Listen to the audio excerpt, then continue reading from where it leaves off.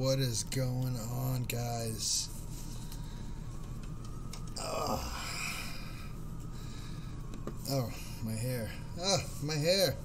My hair is everywhere. Am I coming across loud and clear there, Pip?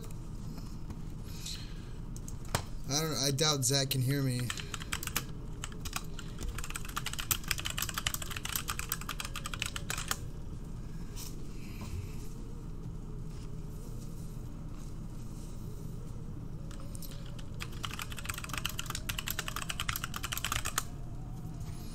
Alright, yeah, I'm not sure if closed captioning works for me or not. But, so I did all my laundry today. I was a good boy. And, that's way too loud. I always forget about the keyboard volume control. Let's see here.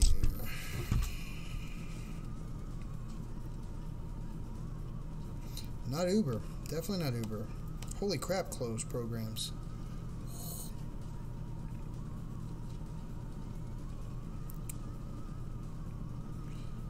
Alright.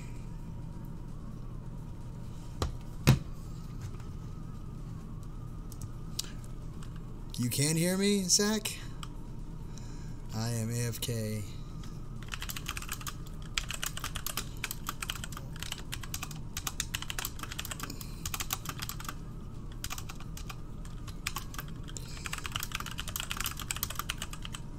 Oh, okay. You can hear me. Hey, Hope.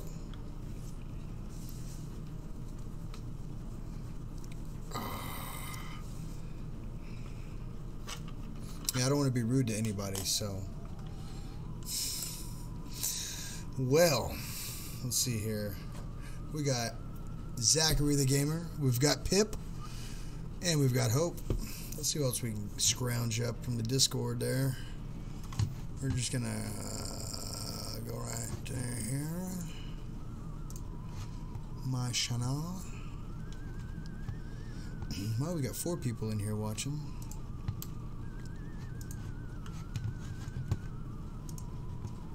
Pause that. Today was awesome. That's awesome, Hope. What happened?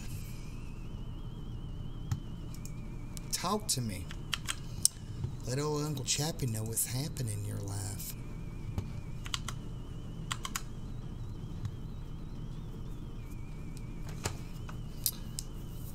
I have wear a headset to helping me hear.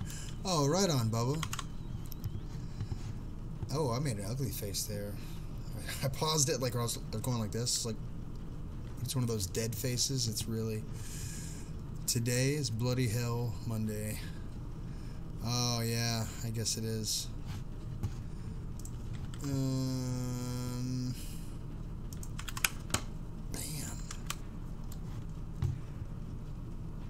How do I go back to home on Discord? I'll close Discord and open it again. I'm closing that. That is the face of Satan right there. Yeah.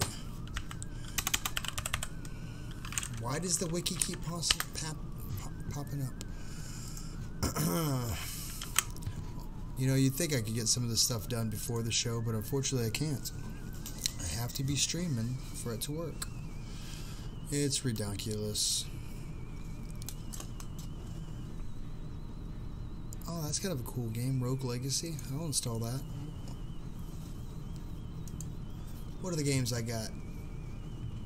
Oh, I've got Mafia. I've got some, let's see what else we got here. You get a bunch of games with the, if you pay for the, I mean, it's like $100 for, Discord. You get a crap load of games. Oh, that lady's wearing a bikini. Alright.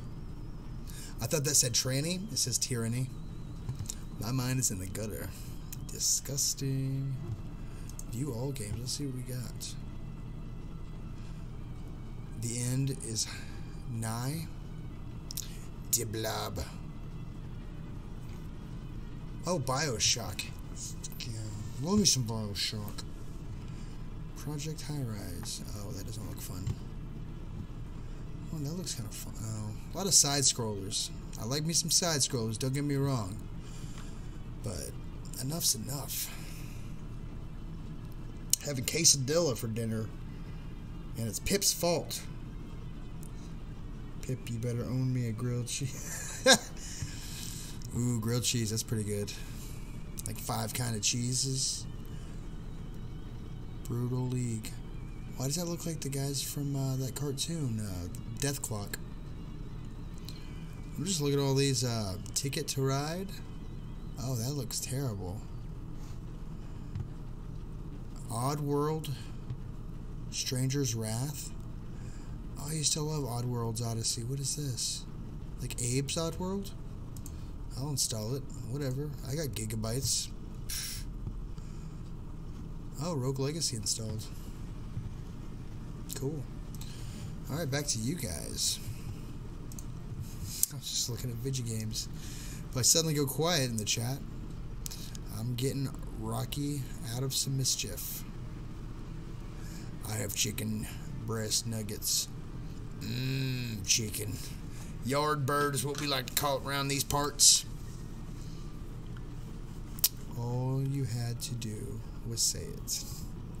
Stop blaming Pip.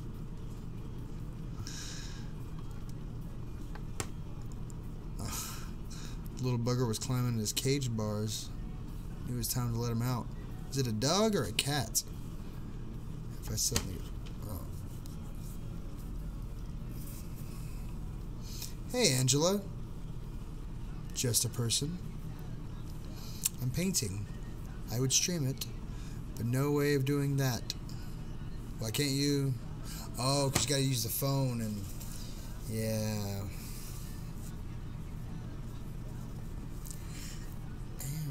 Ferret. I also have McGee the Woggy. Hey, Holly. I don't know how to take any of that. I got me some drinky drinks. What do I get here? I got purple drink. Because this is what my 7-Eleven had. Fago. I don't know what to expect. Woggy is a dog. Of course, because that makes complete sense. It smells purple.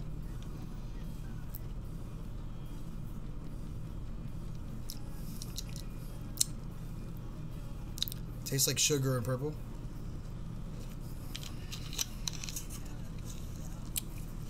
Grappe. I'll teach you guys how to speak poor English like me.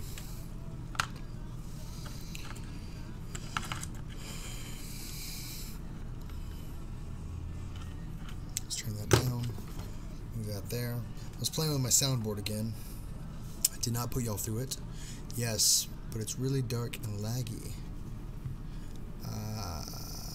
That's an okay one. Hello. Hello, cougar. Let me shut the lights off so you can't see my ugly face. Oh. Oh.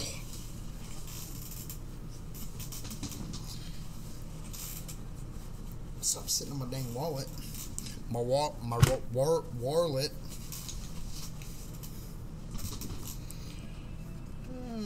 In that color. Whoa, purple. I fixed my LEDs. Oh, one went out. Nope, you didn't go out. The other one did. It obviously does not like red. Nope, it's not there. It's difficult to find. Oh, yeah. That's no good. That is no bueno. My LEDs are going to go nuts here in a second, guys. So, sorry, not sorry.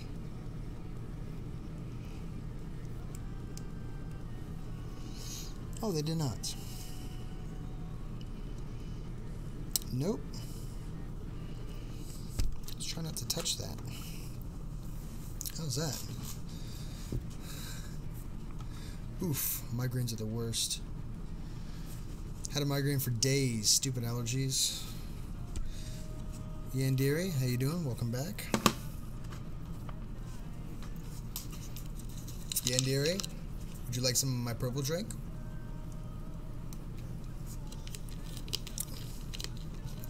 Hope, would you like some purple drink? Holly, purple drink? Anybody purple drink? It's purpley delicious.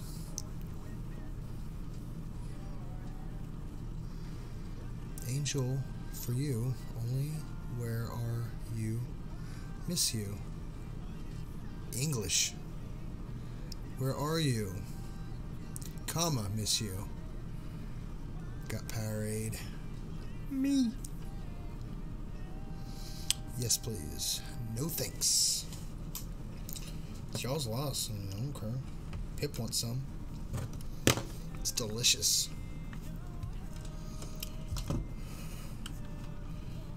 Too many cables, just running every which way. Alright. Holly wants some. Mr. Indude16, hello. My face is gone. Why's your face gone? I'm painting layoff, Chappy. Lol. I realize. What do you realize? I'm so lost right now. You guys are nuts. I love you guys. I might stream tomorrow. You stream to your heart's content. Because that's what my stupid butt does. Hey, Double JTV. Were you going to stream today? Or am I invading your... Slender Man got him. Son of a... It's good old JJTV.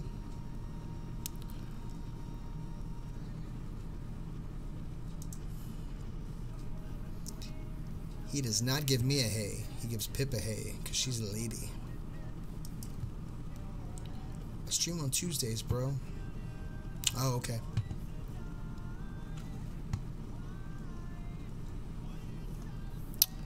Revenant.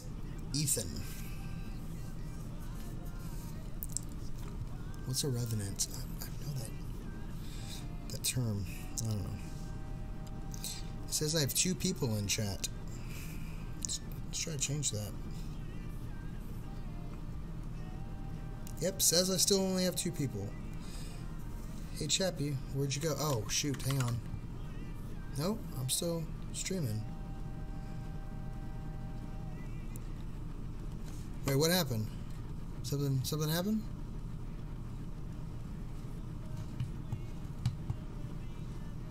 I don't know.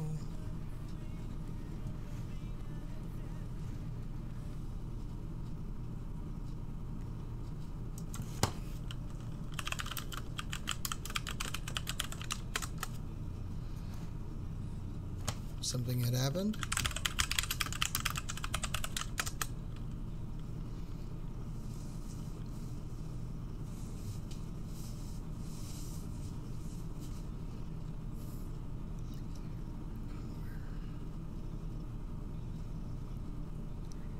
Oh, I get it.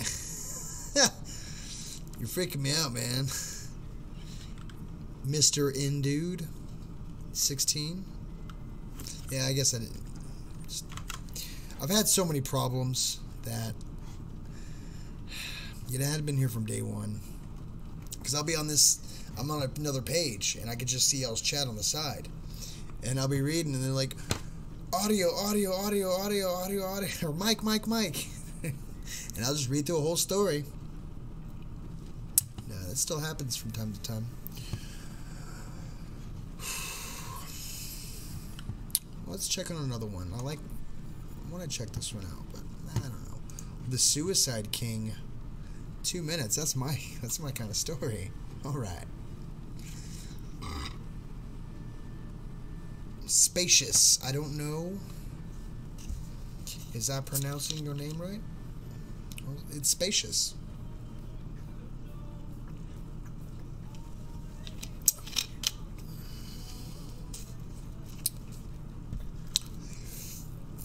He's quite full of himself tonight. like a sock on crack. I just got a mental image of one of my socks. Like, I know now why I'm missing 3 separate socks, and because I have 3 different types of socks. And I think the other socks were sold into slavery, so my 3 socks could get crack. And they're going like this to each other. Hey man, suck your thread for some crack.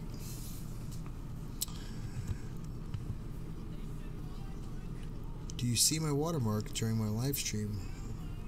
I don't see it on my phone. I don't remember seeing it.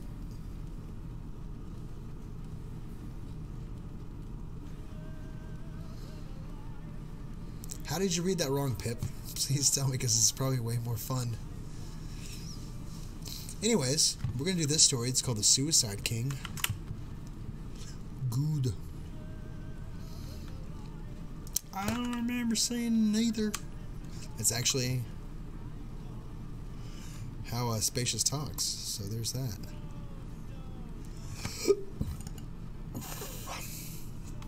Just blew that burp right back in my face. That's the linky link.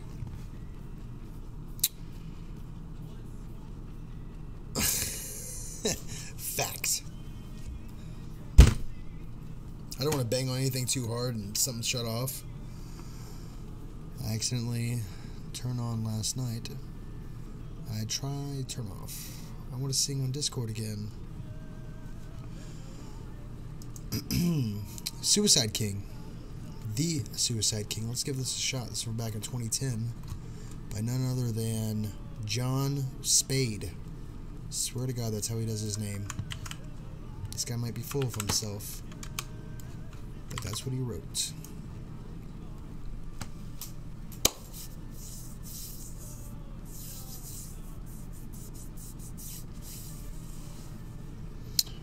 Modern playing cards today are filled with layers of meaning and symbology that can be traced back centuries. The 4 kings, for example, are based off real rulers. The King of Diamond represents the wealthy Julius Caesar. The King of Clubs is the brutal Alexander the Great. Spades represents the strong but kind David of Israel. And hearts represent the emotionally disturbed, shall we say, Charles VII of France.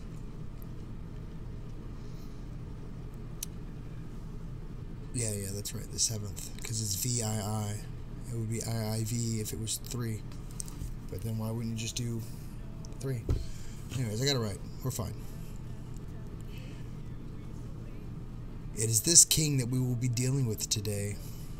It should also be noted that Charles was the only one of the 4 kings who was actually there to see the day that his face was painted on a playing card, which may be rationalized why he acted apart from the others.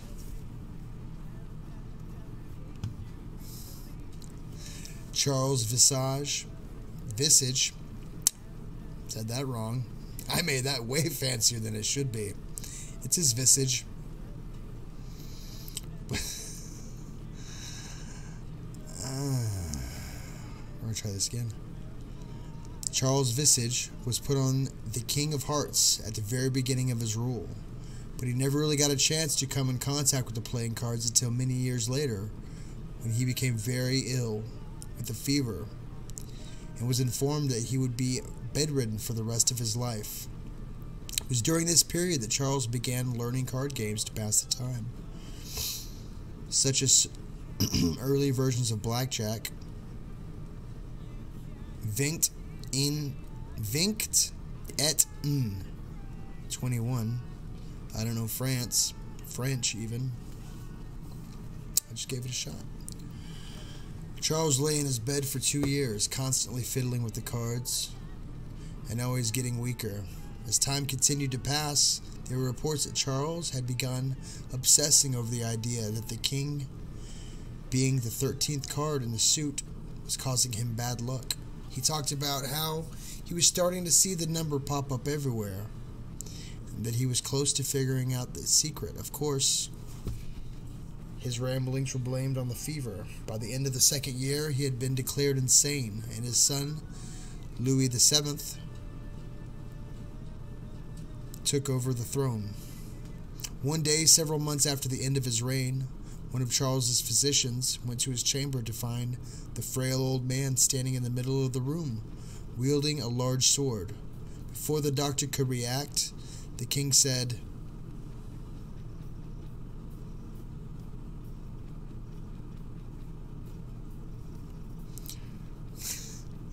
Les montrer la vérité de très et le n'est pas signifie pour let. I'm not even going to finish. Which roughly translates to... Oh, we're just going to stick to that stuff. They have shown me the truth of 13, and it is not meant for mortal eyes. Without hesitation, the king proceeded to ram the blade through the left side of his head, between the ear and temple, until it came out the other side.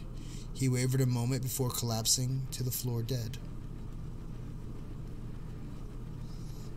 I don't do French. After the incident was announced, it was made public that the king had gone mad. The image of Charles on the King of Hearts was altered to show himself offing himself, though the picture is now significantly less graphic. The image of Charles thrusting the sword through his skull can still be found on modern-day playing cards. Perhaps the strangest part of the whole story, however, is the day that Charles chose to kill himself, 7/6/1462. Whether or not it was intentional for the king, the fact is that 6 plus 7 is 13, and 1 plus 4 plus 6 plus 2 is 13. It can only be explained as a coincidence. Hey, go fish.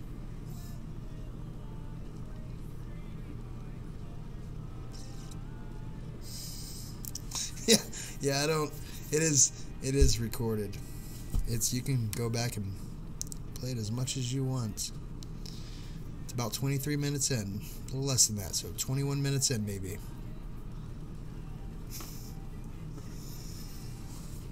I'm gonna delete this stream.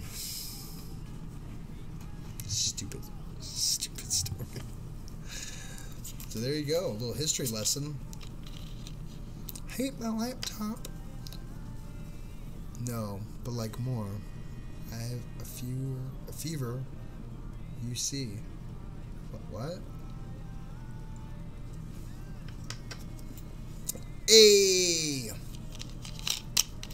You come into my stream. No, I'm just kidding.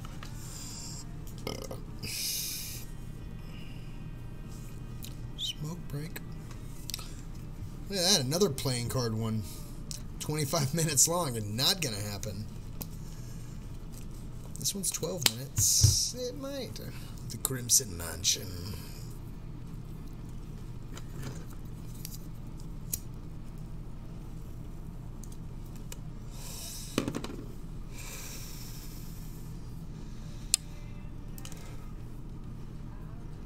I heard that. Oh, my little spacer fell. That's what it was. This right here is one of my tweakers. This will probably mess up my microphone, but you can see it's, I don't know, it's flat on. It's a flathead tweaker. It's most commonly used in the oil field or electronics work. My husband will probably kick me off in a bit. Smoke 'em while you got 'em.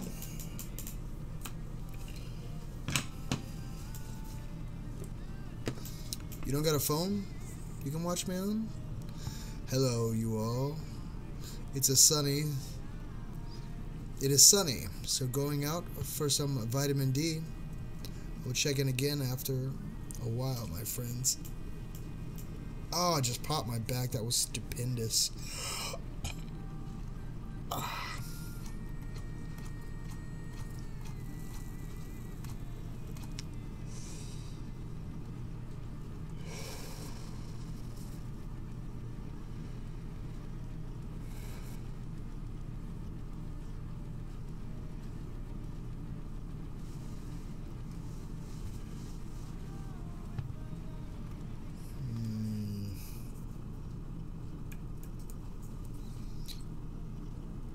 Alright, well, people say it's creepy. We'll give a, 12-minute story a try. It's probably going to be 20 minutes. It's fine.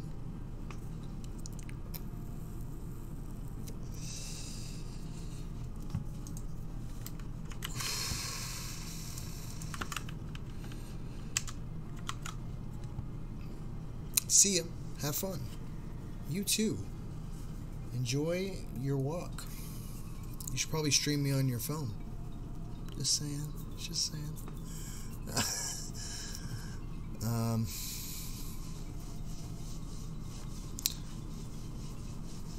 Oh, my foot itches. Alright, so there's the story. This is called The Crime Mansion.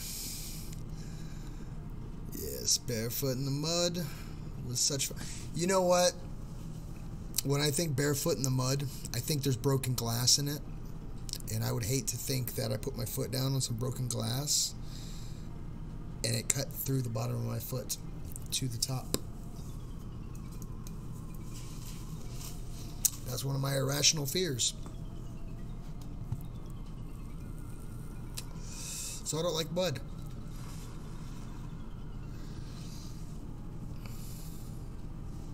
Just sharp rocks usually. I actually have mud boots. These things are awesome. Where are they at? That's my mud boot. That's a muck. It goes all the way up. You know, it's a tall boot. It's like the scuba diving material, and it's fully sealed. It's rubber all through here. Love that boot. Love. What's up with my hair tonight? What else? What else?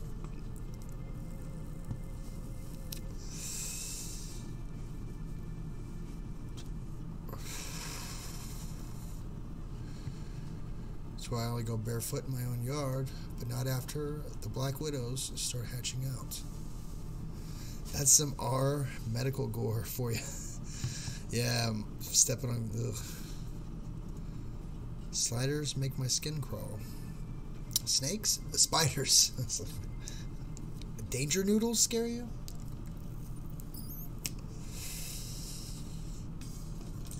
Who is it that doesn't like spiders? Is it Pip? Pip hates spiders? Who was I messing with? There's the cute spiders. Hang on.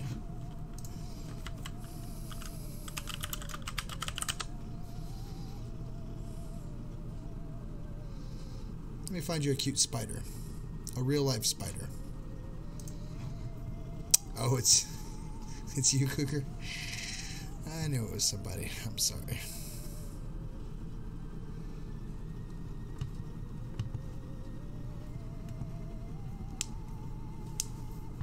Oh, that is not a cute spider. That's a...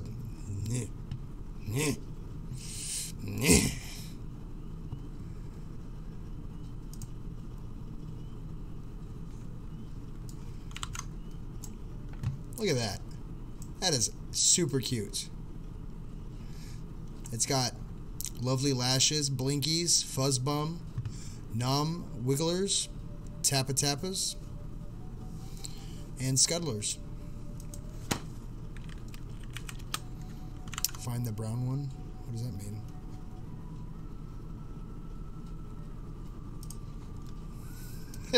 This guy looks like he's judging you. That's a creepy face. I'm trying hard not to fall asleep. I mean, really, would you not give this guy a hug? Look at him. Just give him a rub his little... Someday I'm gonna figure out what makes Chappy's skin crawl and get my revenge.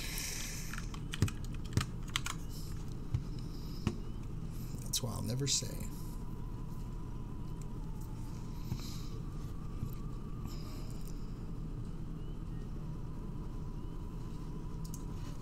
This guy, he's reaching up for a hug. He's saying, please hold me. Please. He just wants huggies. He just wants huggies. Why did my viewer count drop? That's weird. It really says only 2 people are watching. No, it says 9. Okay. It's obviously people who disappear from this chat for long times. Oh, look at that guy. He is beautiful. Who's a fuzzy wuzzy murder machine? Who's a fuzzy wuzzy murder machine? Alright. Anyways. Tappa Tappas. I thoroughly enjoyed that. A brown recluse. Oh yeah, those aren't cute though. Look at this guy. He's got a hat. I mean, how could you be scared of that? He's got a water hat. He's helpful and he's got green eyes. What woman doesn't like green eyes? Oh, look at you. Look at that.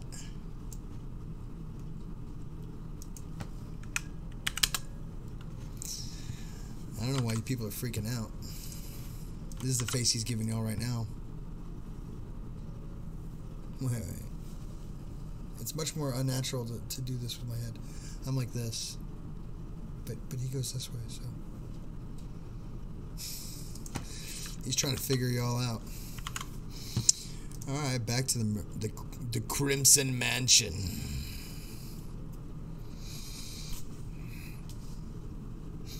It was 2:05 a.m. when I did it. Everything around me was completely quiet. Not a single person in sight. I grabbed the folding ladder from my garage. Wait, I want to see how long this takes. Obviously, this is taking time.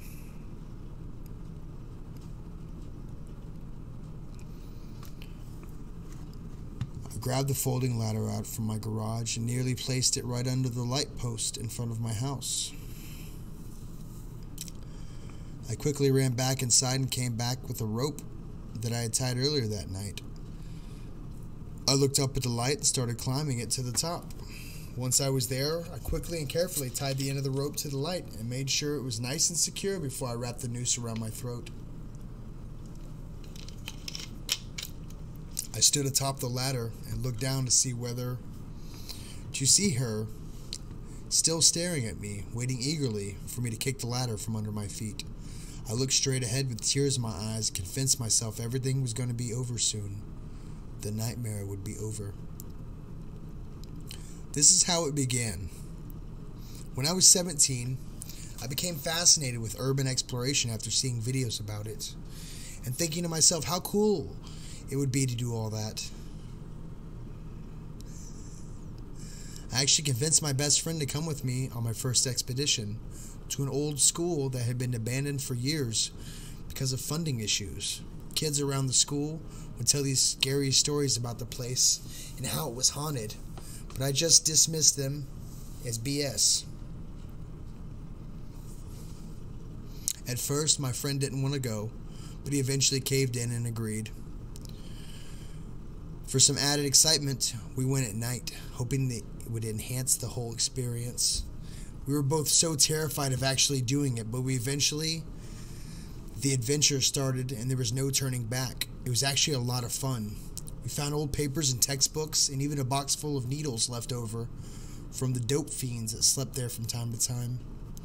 When we finally left, our hearts were pumping, smiles filled our faces, and the adrenaline rush from being in an old, supposedly haunted building with remnants of the past still there, and the eerie beautifulness of the building's state of decay. We knew we needed more. After that night, my friend actually became obsessed with exploring old abandoned buildings, and he especially liked the ones that were supposedly haunted. But he and I were very big skeptics when it came to the paranormal, but the thrill was still there.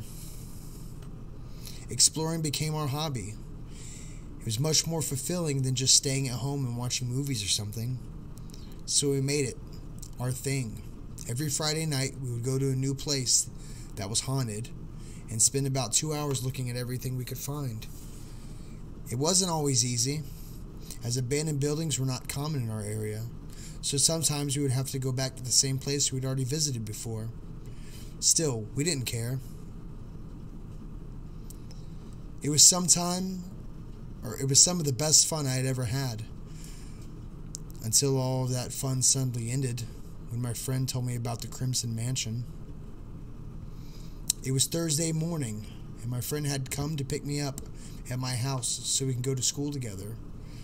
It was a routine moment, except for this time.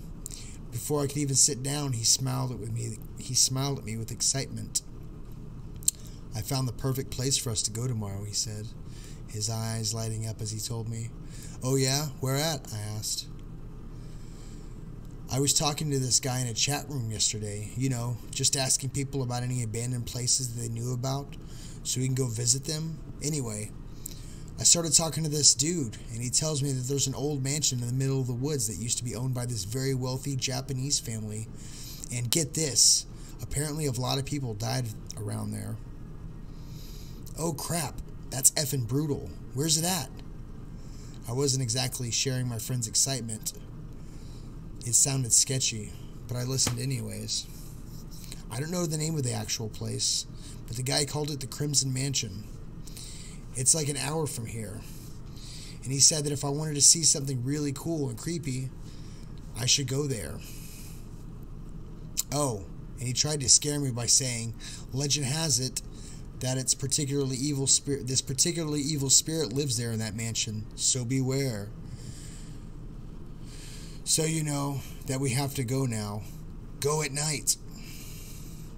To be quite honest, as much as I didn't believe in the paranormal, what the guy had told my friends certainly creeped me out a lot.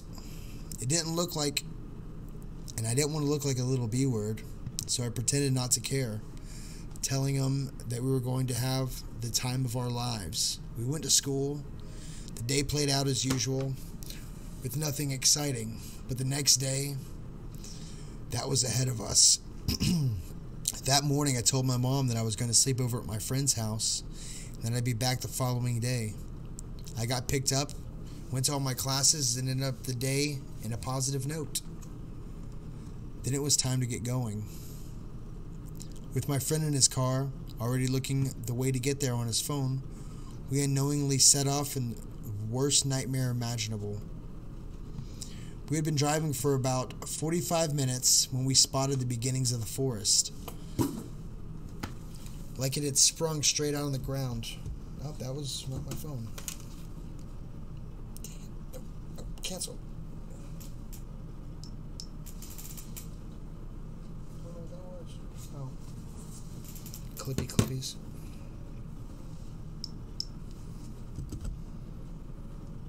Charge, stupid.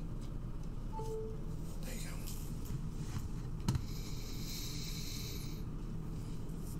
The trees were incredibly tall and very, very dark, as if a giant painted them all black. "Well, this looks inviting," my friend said. Looking up at the towering trees, we both watched as they rocked back and forth slightly.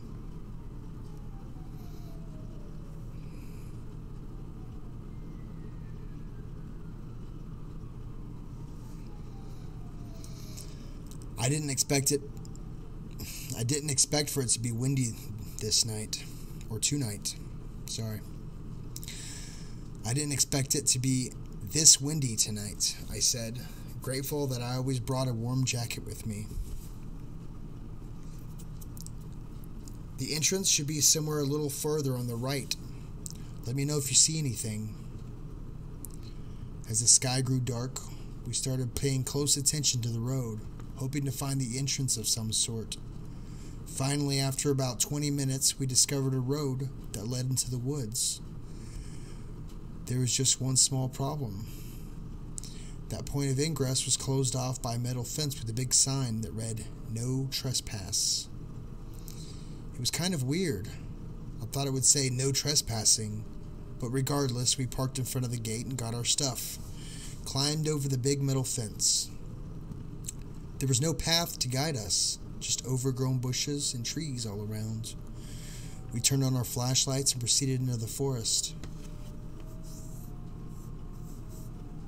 Oh, Spacious is leaving? Oh, Hope's leaving. Night-night, Hope.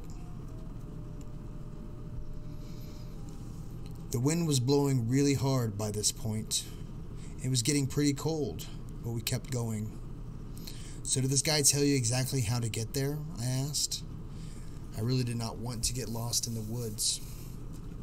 He said it was literally just a straight shot as soon as you hop over the fence. So let's just keep going straight. It wasn't long until we found a cleared path that was directly in front of us. We looked at each other, laughed with excitement, and marched on. Suddenly, a couple feet away, we saw a house, all white, with the windows all broken, front door missing, white paint chipping away from every corner of the place. "This isn't an effing mansion," my friend exclaimed. "It's just a big house. It's not even red." He was right. Now, of course, the place was pretty big, especially for it being in the middle of nowhere, but not a mansion. Even though we were disappointed with not seeing a real mansion yet, we felt giddy with excitement. We slowly approached the house and made our way inside, where we saw something pretty strange. The whole bottom floor was devastated, every single doorway blocked by debris. No way around any of it, but the staircase in the middle was all untouched. The steps led up to a single red door, which was also surprisingly untouched. The paint on the stairs and the door looked old, but not as worn out as the ones outside or the inside of the house. We looked around to see if there was any way to visit the bottom of the house, but there was just a staircase and the door to go through. With no other choice, we climbed up and opened the door.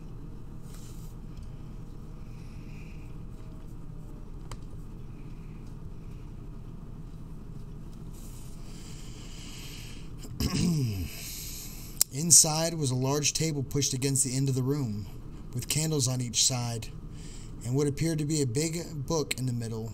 The book had a red leather cover with cobwebs all over. My friend slowly reached out and opened it. The first few pages were blank, but then there was a photograph of a girl, not more than 15 years old. The picture looked pretty old, from maybe around the 30s or something. The girl was sitting down on what looked like a tree stump, looking straight at the camera, smiling, while her head rested on her hand. She had long black hair and a flowery dress on. She looked happy. Even the background was nice, with beautiful trees on a sunny day. "Guess it's an old family album that they left," I said to my friend. He didn't say anything and kept flipping through the pages. Each turn revealed still another image, always the same girl. Sometimes at the park or in the house or something, but it was just her. We were almost at the end of the book when we stumbled across a completely blacked out page.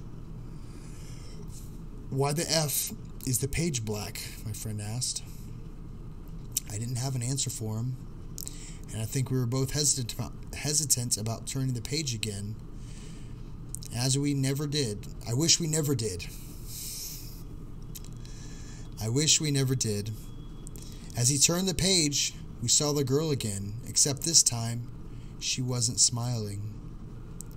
She was standing in front of the house where we were in, arms to her side, looking straight into the camera. Something about this picture was off, although I couldn't explain exactly how. My friend turned to the next page, same girl, same spot, but this time she was smiling, with a noose around her neck.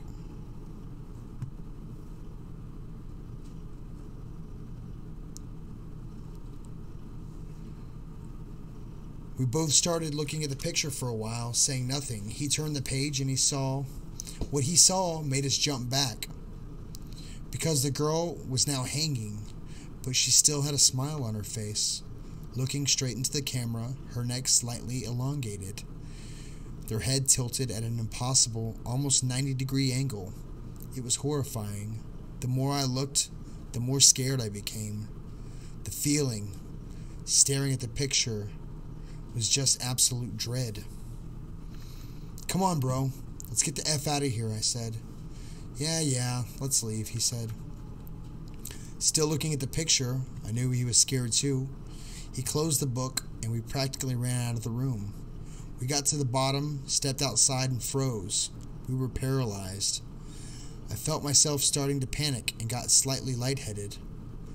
Right in the middle of the path, which connected the woods to the house, was the girl hanging from the rope. Her back was facing us, but we knew it had to be her. She wore the same flowery dress, with her neck still at a frightening angle. There was also no sound from outside, no wind, no animals, no rustling leaves, just absolute silence.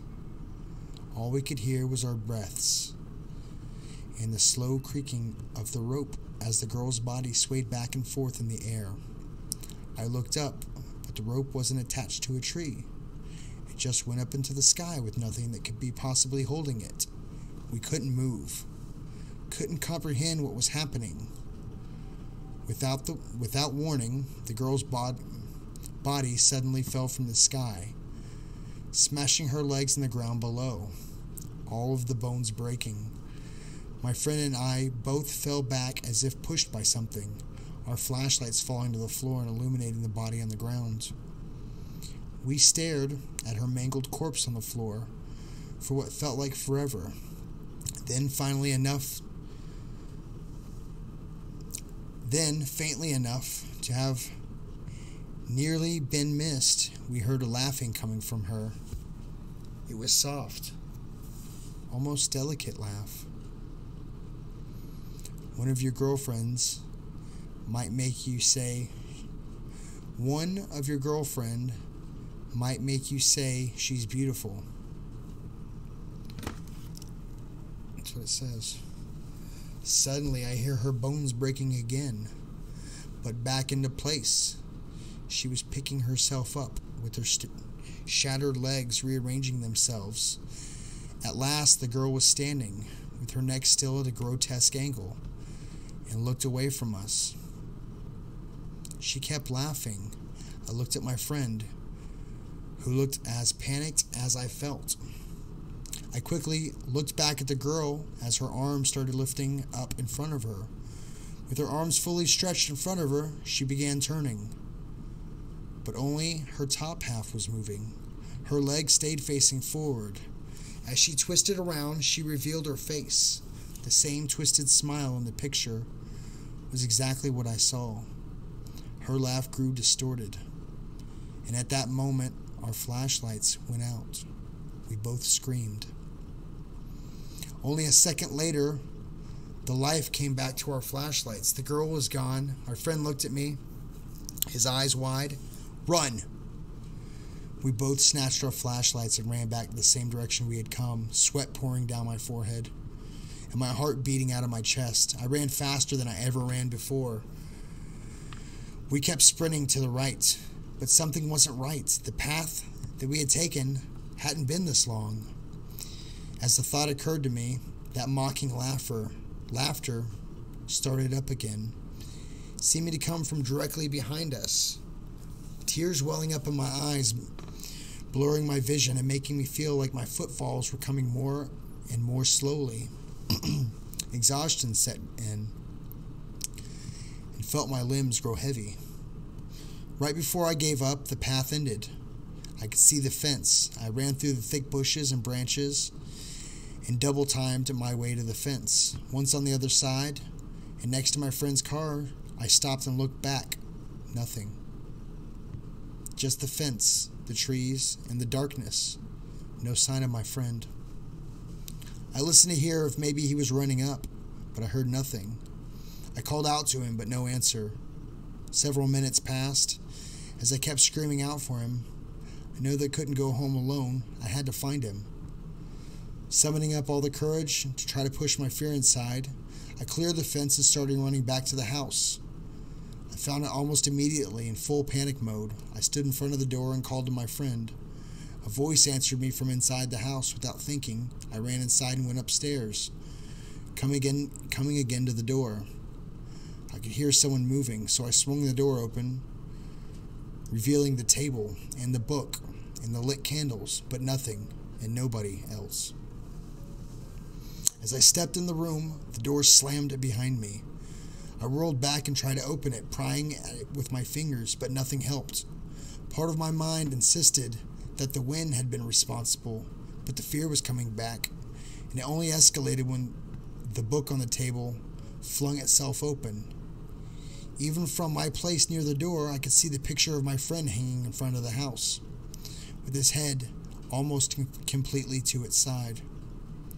I could barely breathe, but I saw that there was a second picture behind the page.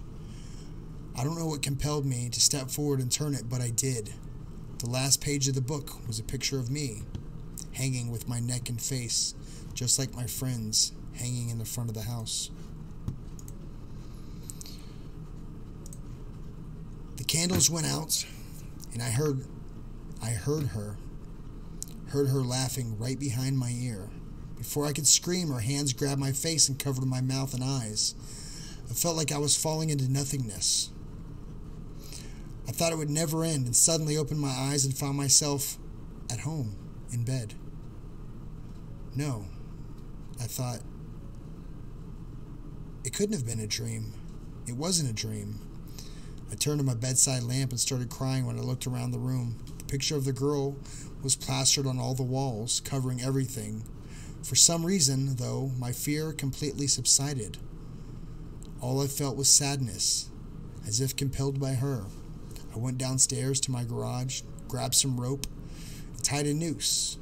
I had never tied a noose before, yet I did without hesitation, perfectly. I couldn't stop myself, and for some reason it didn't bother me. I was actually happy. The pain wouldn't last much longer. I opened my garage door and brought out my father's ladder.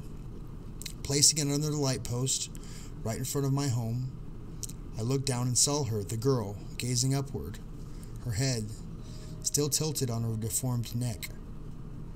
Tears in my eyes, I jumped. I woke up in the hospital, tubes sticking out of my nose and mouth, hooked up to a beeping machines, whatever they're called. I looked around, but no one was there.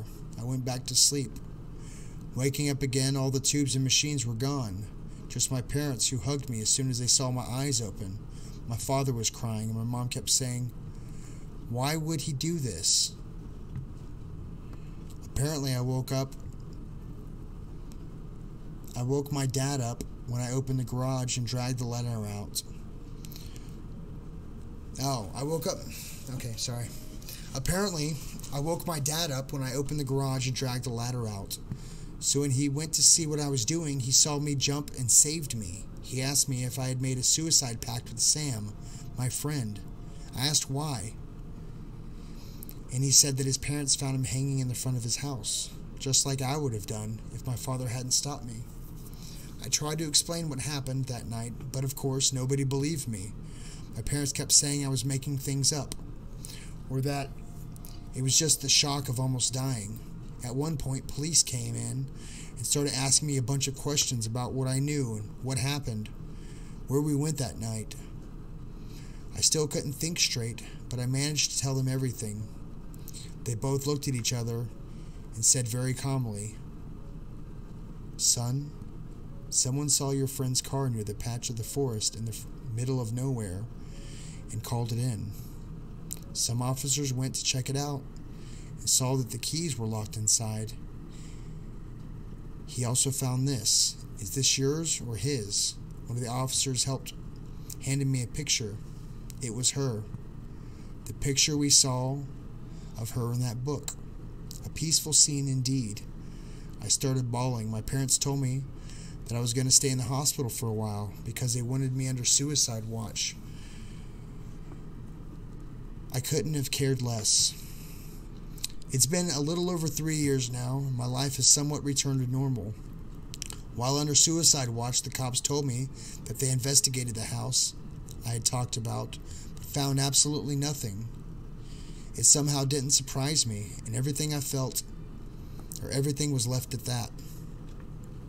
When I got out of the hospital, I burned the picture and never went exploring anymore. I haven't even seen her again, but I still catch glimpses of her sick, twisted face in my dreams sometimes, or more appropriately, my nightmares. I don't know what happened. I don't know if I'm crazy or if something was wrong with me that night. But all I know is that whoever this girl is, she has my friend. And I'm so, so sorry.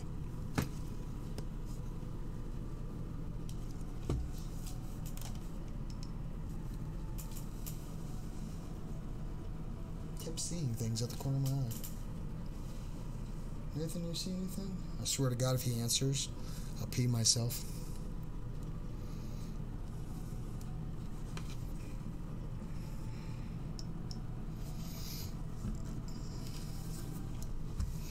That was a 12-minute story that turned into 23 minutes. We read way faster than we talk. I think that's actually an adoy, because we can read it like 600 words a minute or something. Y'all ever seen that GIF?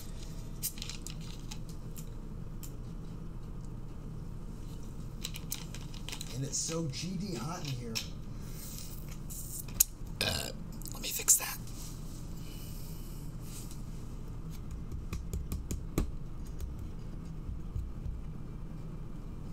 Too long for me. What, the story? How did I do on it? Was it better than yesterday?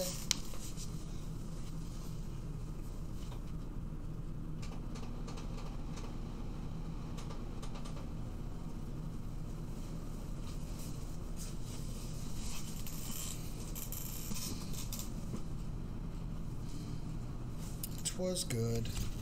Meh. Meh.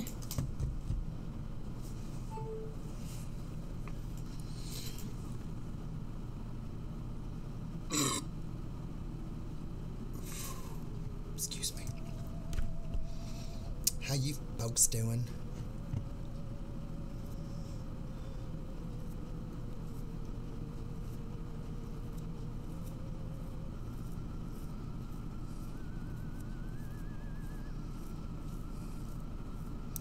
Tie your hair back to cool. Oh, no. I'm fine. I haven't had a story in like a week. Aw. Lauren, I'm sorry. Hopefully that was alright for you.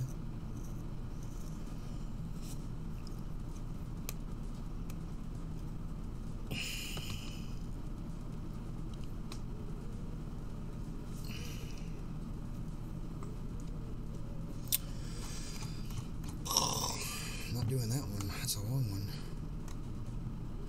Why you brush your man hair? Oh, why am I doing this? I don't know. I just felt compelled to. Kind of feels nice getting the little knots out, but it's nothing like this stuff. You know what's sad is my hair actually smells really great.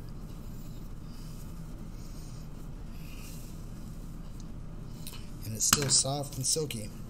It's just a mess right now.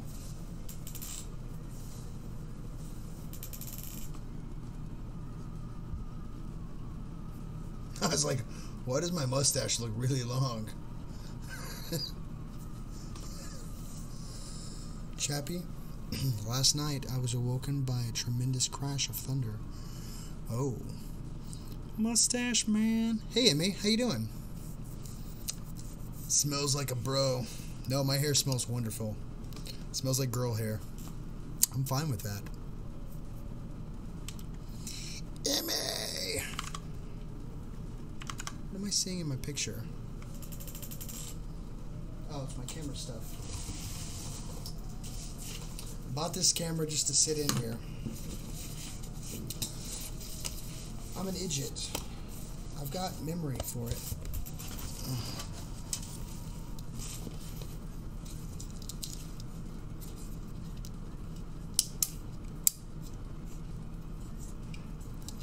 Should probably charge the battery.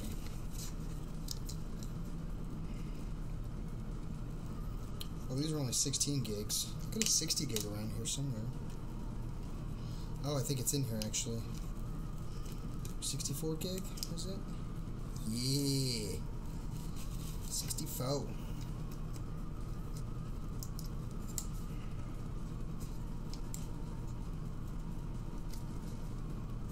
Oh.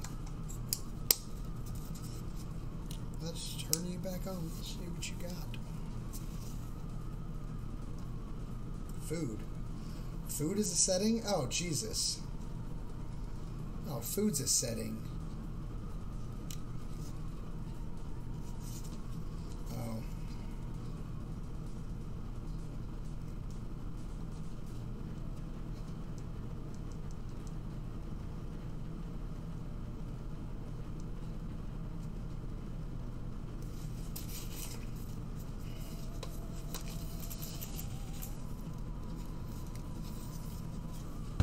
Yeah, Emmy, you still do need to join the Discord. Just saying. We'd love to have you there.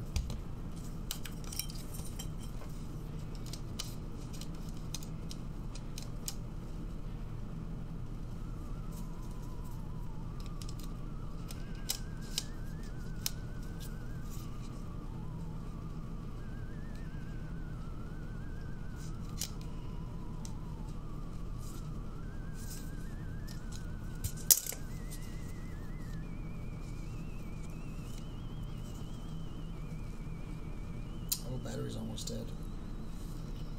Gotta charge my battery. Could have told me that. Could not have told me that.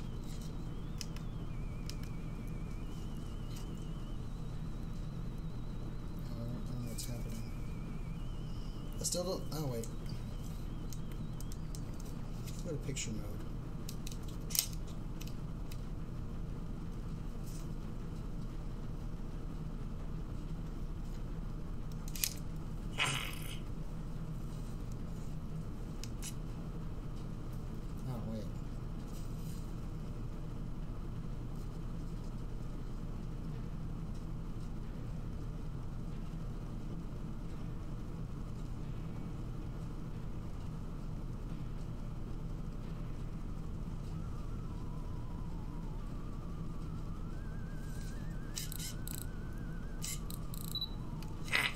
I got it to work. I'm gonna hate this. Oh, that was really bright. That's actually... I fingered it out. I'm gonna shut this off now.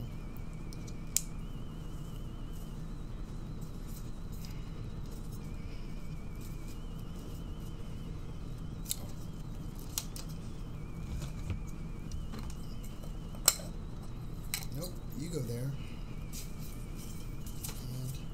I promise I'll be more compelling in a second, guys. I'm sorry. I'm just playing with my camera.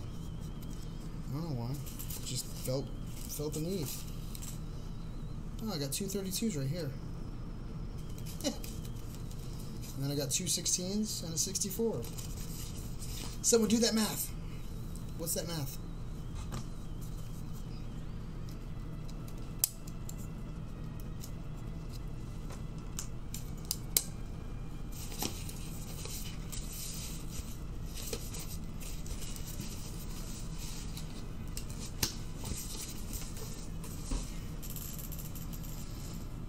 Get ghost photos.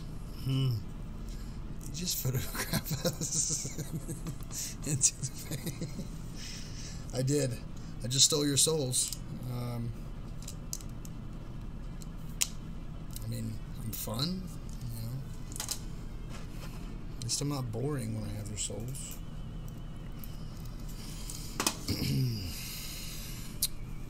How you guys doing? Stop flashing us. You'll get age restricted. It's pretty funny. Already sold my soul. Do I not look familiar? What happened if you take your own picture with bright light? I get a really weird picture that I saw on my camera. I gotta pee though.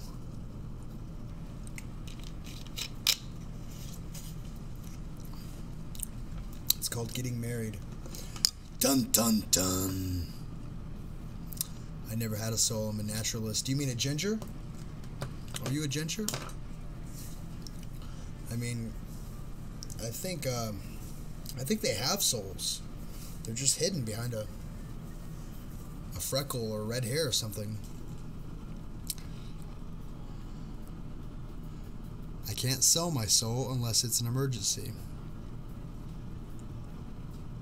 Gingers have souls.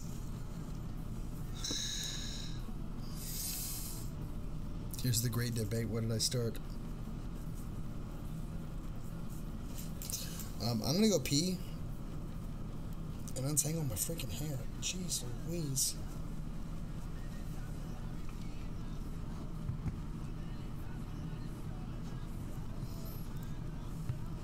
Oh, funny. You have a soul. I keep my soul in my shoe. It smells funny. My husband stole mine. He's a redhead. Poor bastard. Go pee. Like a pirate. My soul's already up there.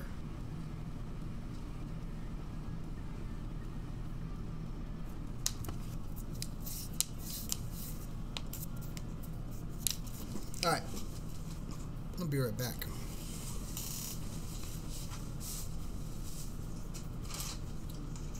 Nathan will keep you company for a minute.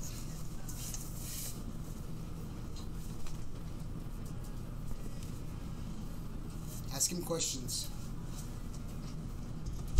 Swear to God, if he replies, I'm gonna freak out.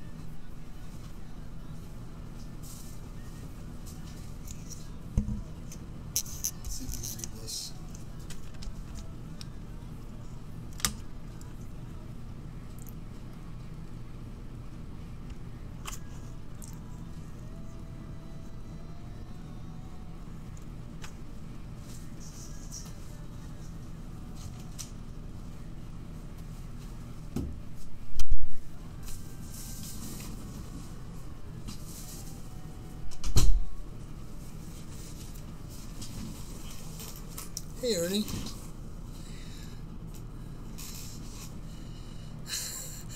I've been missing Chappy and I get Keith. Oh, Zach, you gotta look up Nathan Barnett. Someone posted a Nathan Barnett channel. Do you know who Dad is?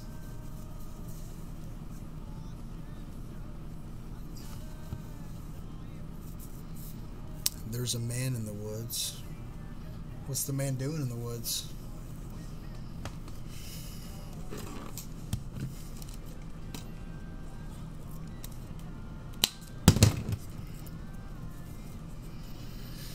Click on that link, Zach.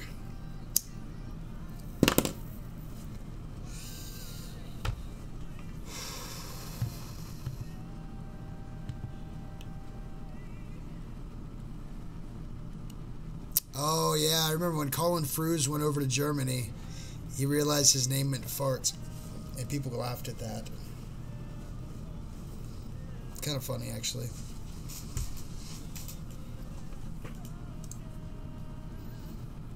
He reads Tales from the Dog.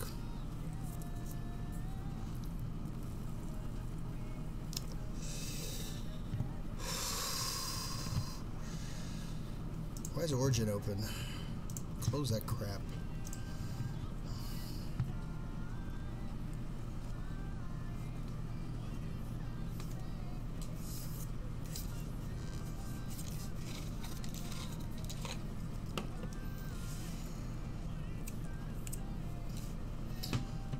So basically, crazy. I'm just gonna start telling. When people ask me yes or no, I'm gonna say 8 plus 1.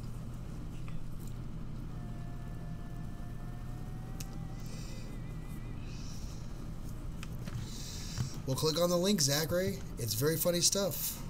99999. Is it hard to manage your locks? These things? Oh, I didn't brush my hair. I should have. I thought about that. I say 7 plus 2.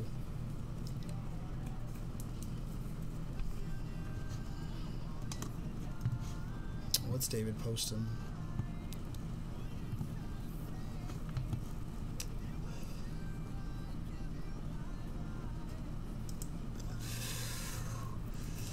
Oh, I don't think I've seen this one. I need to watch it. Sausage gravy. Food sounds naughty.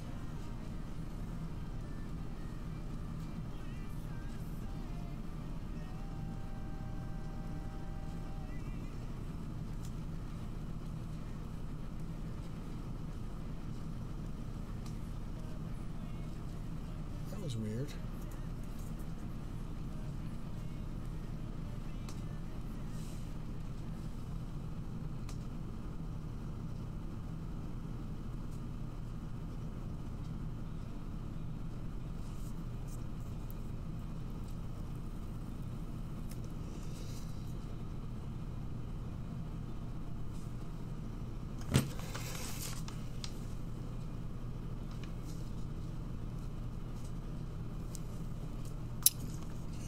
Neat. I clicked on the link. Scared. It would be another video of David on the toilet again. Hey, you have good instincts in me.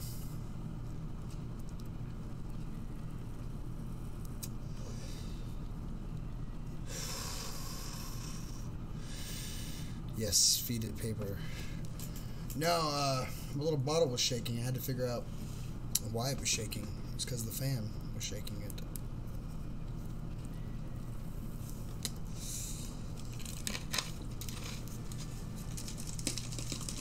Ooh, it's 8. Time to stop drinking Faygo and get me a sleep drink.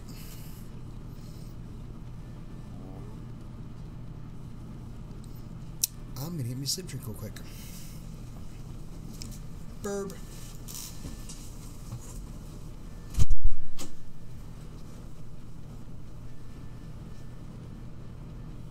It is still light outside.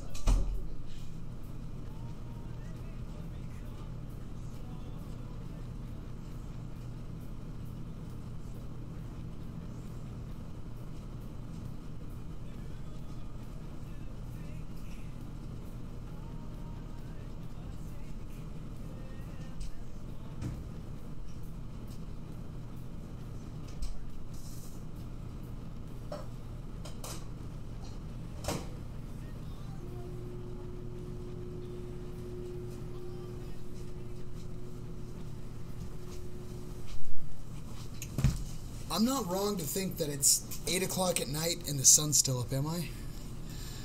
That's kind of a weird look. Whatever. I gotta go until I get my phone and stuff back, I guess. Okay. Bye-bye. Sleep drink with Satan. Oh, no, this stuff is... You gotta get this stuff.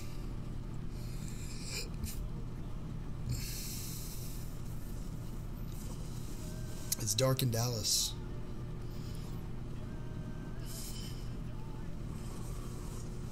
I have my window covered up. That's a blanket. Go check on my chicken. Check on my chicken!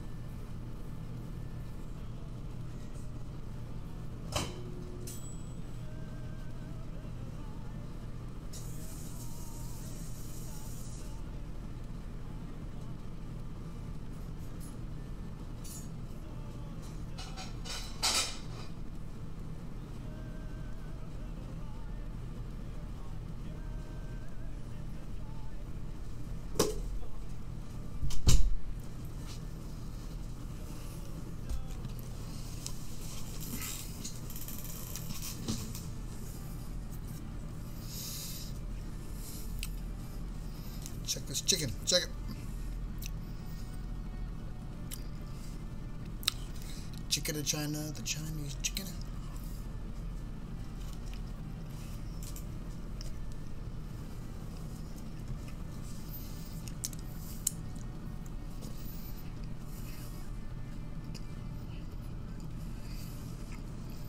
Funny or no fun? I don't know why your name is Funny. Unless it translates to something in German. It means no fun. I love that you're here.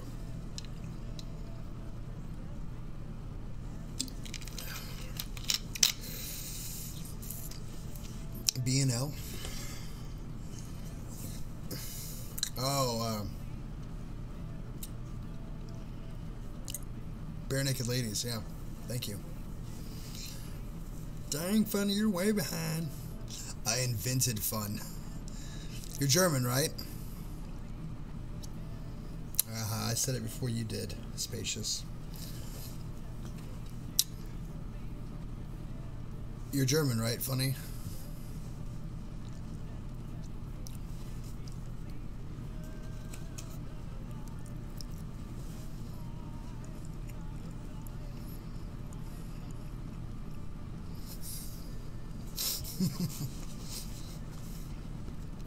I don't know what happened to my forks.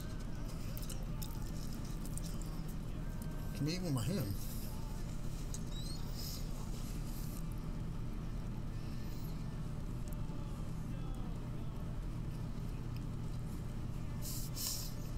Your sleep drink is vodka? Don't eat too fast. Sorry, Mom.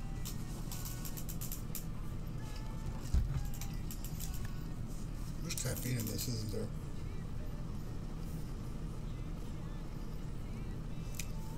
I feel like they could have spelled delicious right instead of delicious.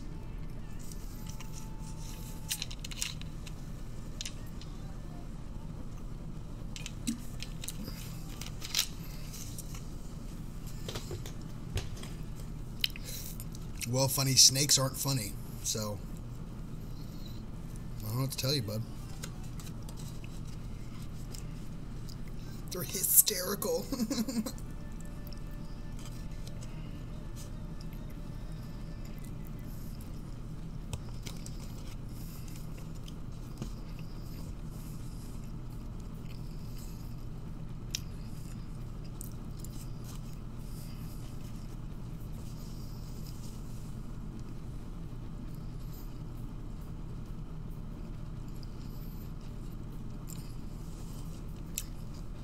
Yeah, I caught the word in the middle of that. Ernie. Did you actually get the Burt's Bees? Ernie? Where is my Burt's Bees? I had it right there. I just cleaned my desk. There's my wallet.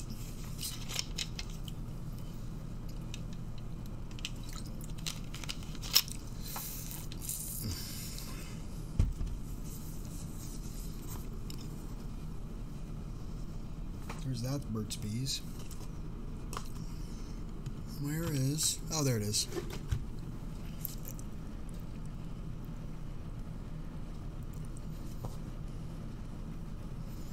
Which Burt's Bees did you get, Bubba?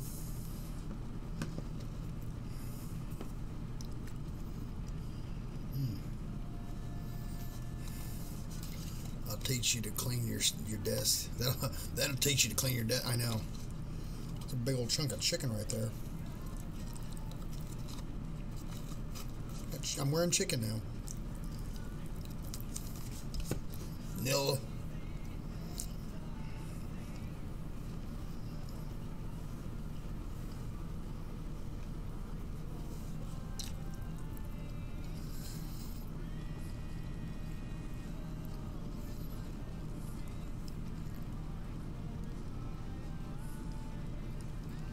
I remember I once got pinned by saying I farted.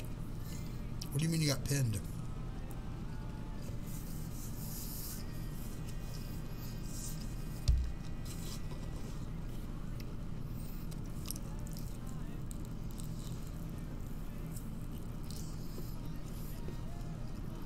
explain the word pin to us?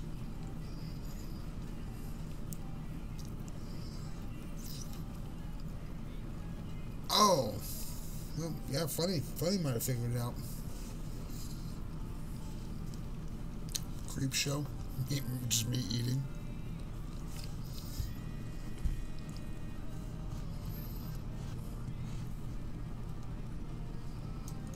There we go.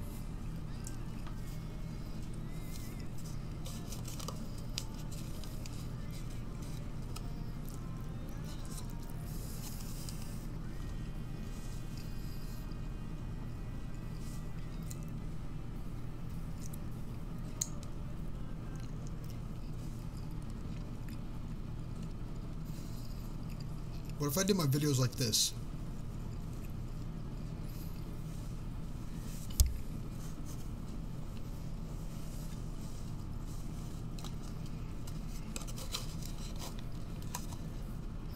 You guys didn't even notice or don't care.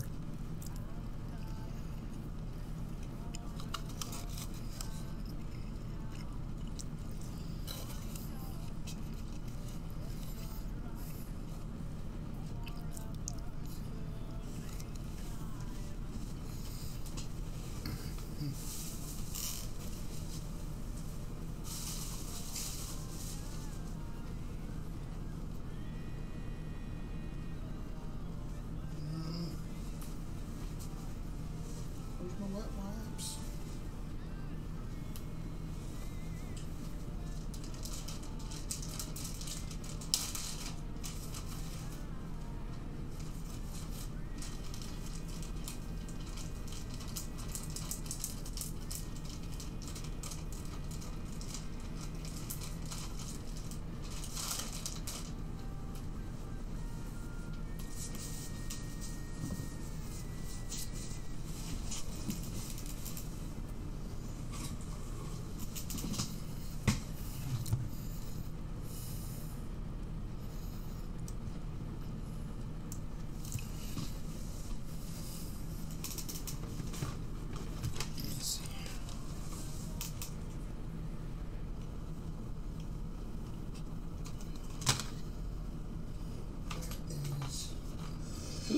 Oh, that'll work.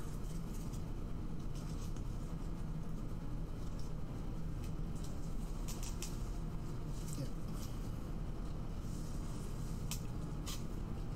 I'm looking for something. Give me a second.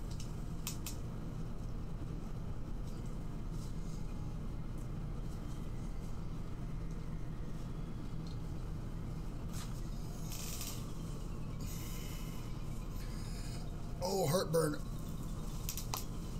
Oh, heartburn. Sleep drink to be my relief.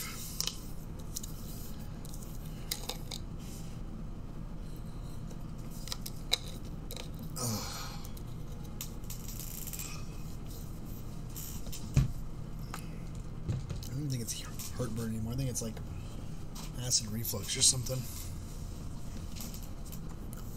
When I was a kid, I had real bad heartburn, and my parents didn't believe me. I'd always see commercials about it. I'm like, that's how I feel.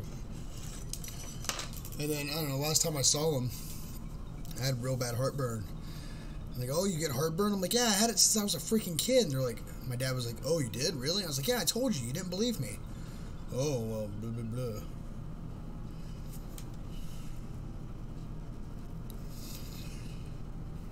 The voice chat was fun. You were nervous?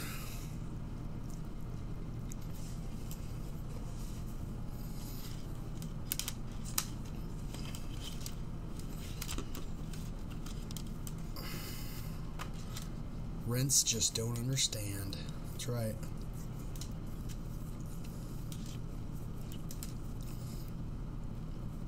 I think Spacious also learned a valuable lesson. Don't put us on our speakers, which I'm probably on our speakers now. So guys if you're wearing headphones, I apologize.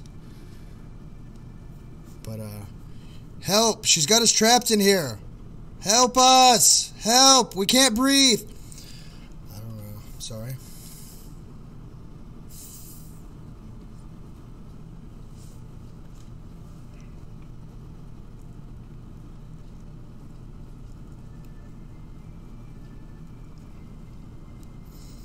Just gonna wait for that to hit.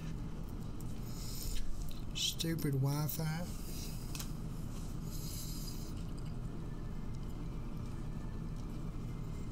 I'm gonna find out. I think it's been enough time. Whatever.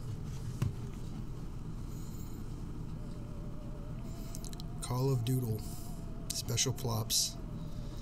5th time it went out. Plop. I thought he said strapped in here. Got really worried. Will you ever play a rage game? What's a rage game?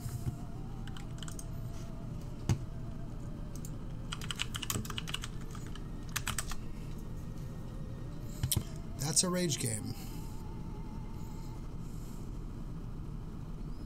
Kaboosh. You gonna buy me a rage game? Oh, they're actually pretty cheap.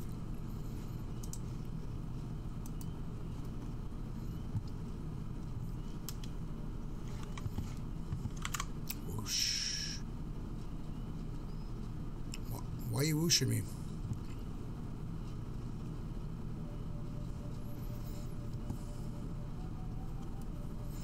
A game so frustrating that you rage. I don't rage at video games.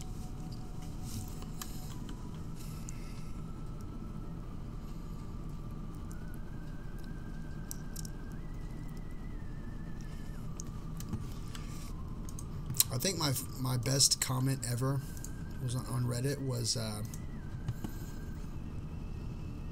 wait, I gotta reply on something. Hang on.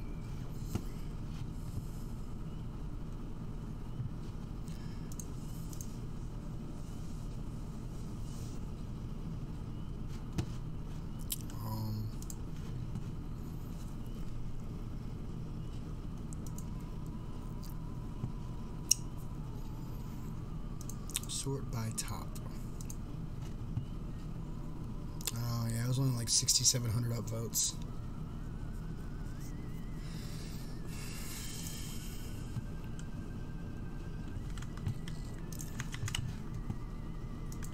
That was my best one.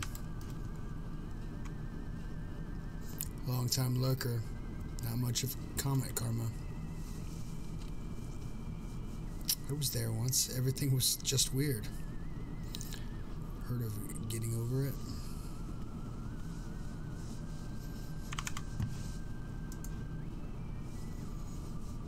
Yeah, there's a pretty good, the thing I love about Reddit, and I'll get back to creepy stories here in a second. The thing I love about Reddit is the circle jerk. It's, you don't get any better circle jerk than Reddit circle jerk. And that's just the replies that people give.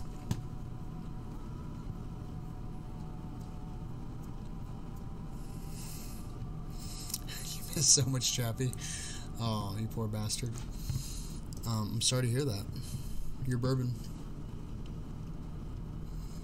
Let me see here.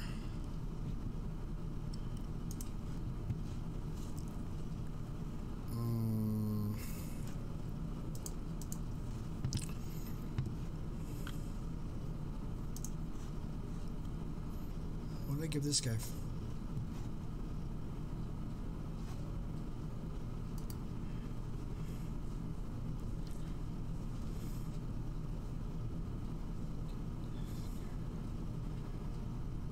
Trying to find.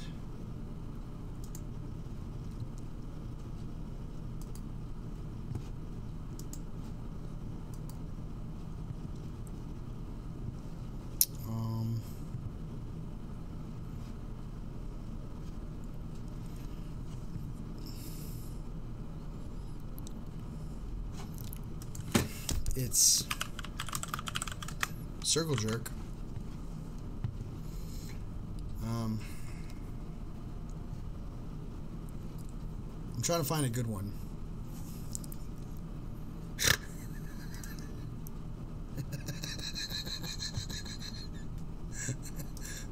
Like this one.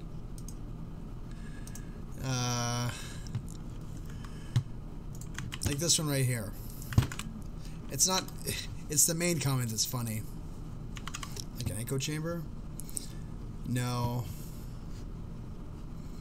Like, Here's some good circle jerk.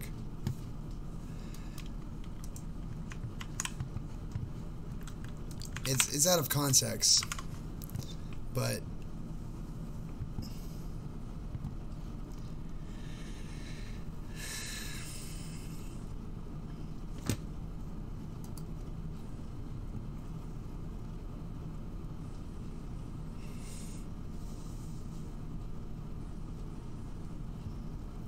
oh.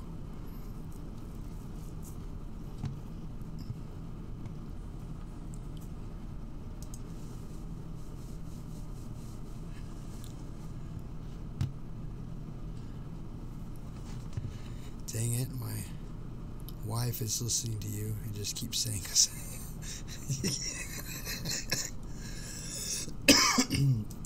The circle jerk is just a play on words that people give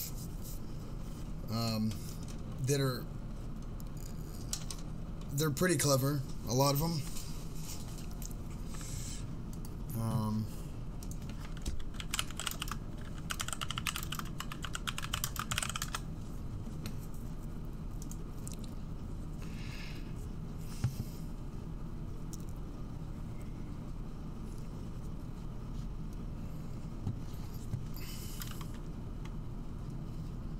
No.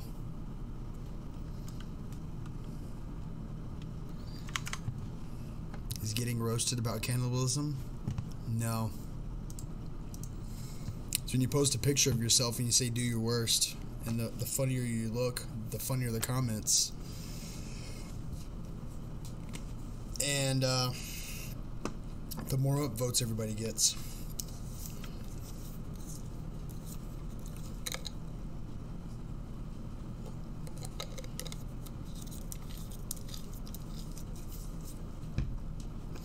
Gonna put some Burt's Bees on.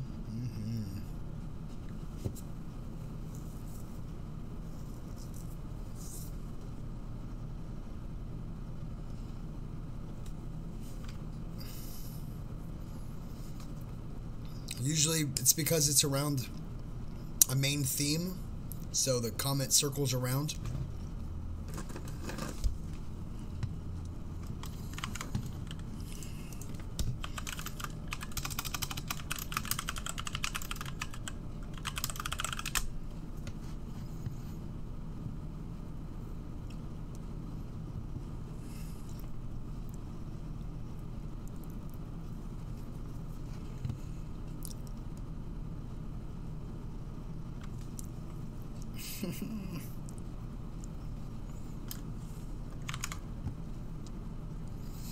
Man, it's like a self-congratulatory, it's like-minded people just saying the same type of comment. It's very funny. You'd have to see one happen before people delete a bunch of this stuff. Just the comments make Reddit so freaking hilarious.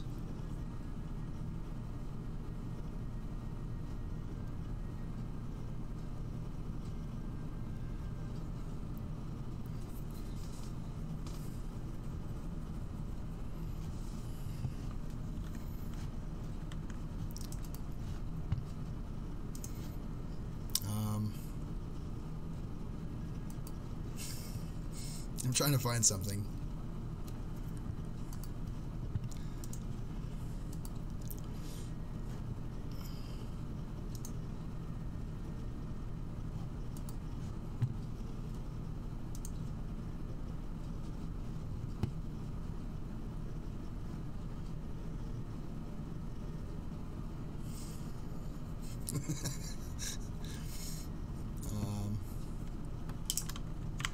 Anyways, I don't know. How do people find these comments? Just go to Reddit, man. Click on comments.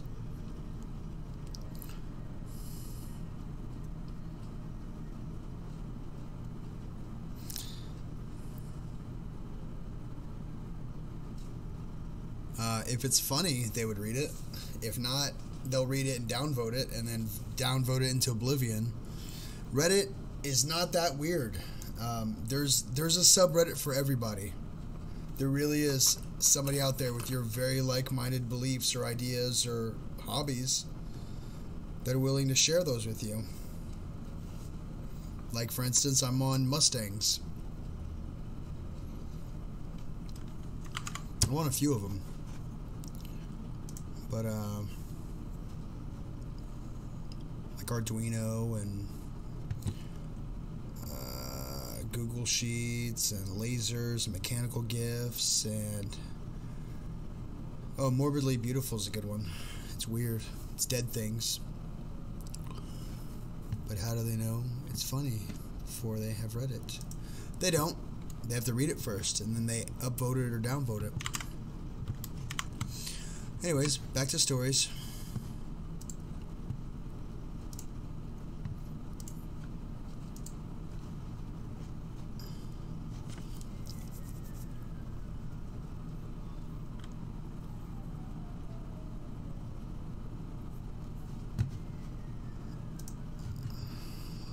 David, I swallowed the quarter, playing quarters, kept checking, never found it. Was gonna make a necklace. But you just said they will read it if it's funny. I apologize. They'll upvote it if it's funny. Don't mince words. Is that the word, mince? Whatever. I say all sorts of stuff, bud.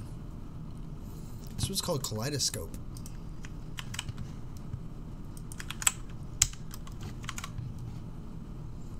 I'm going to do this one.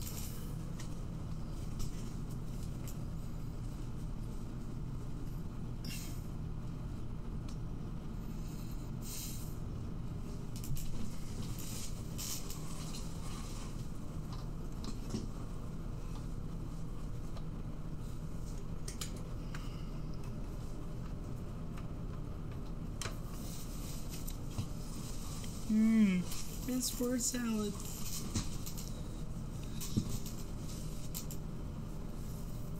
Thank you, Pip. Thank you for clarifying.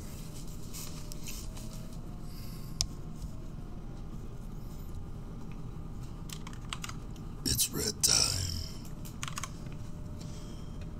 While honeymooning in Maine, my wife and I stopped in a picturesque town of Booth Bay on a particularly dreary and rainy day.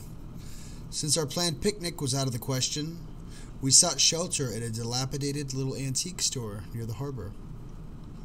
While my wife inspected the large chests and saw tables near the door, I eagerly examined the antique tools and seafaring equipment inside the glass sales counter at the back.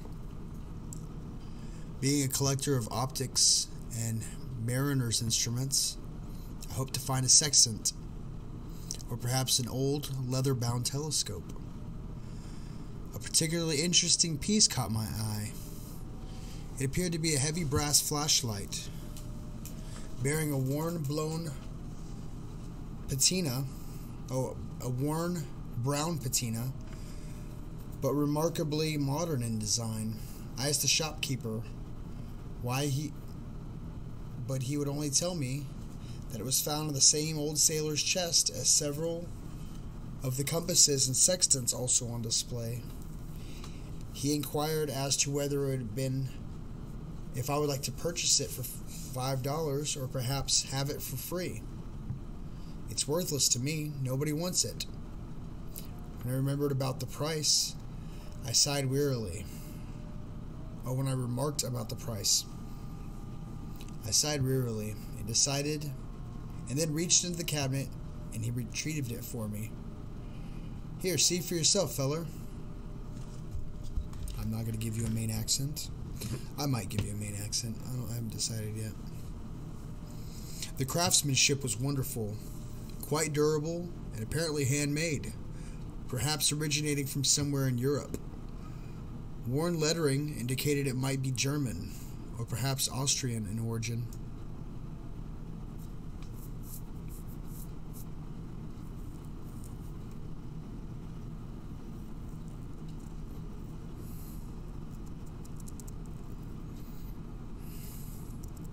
I twisted the bulb housing, and a weak red stream swept out.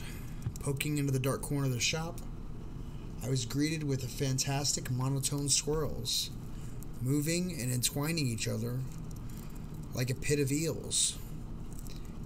As I stared further into this unusual projector kaleidoscope, my fanciful mind invented ghoulish faces and sinuous, gnarled tendrils. Shutting the device off, I turned excitedly to the shopkeeper. "Fantastic," I said. "It must have an old filter of sorts in front of the lens. I have 2 Victorian kaleidoscopes, but nothing that are illuminated like this. You don't get it, do you? Nobody gets it.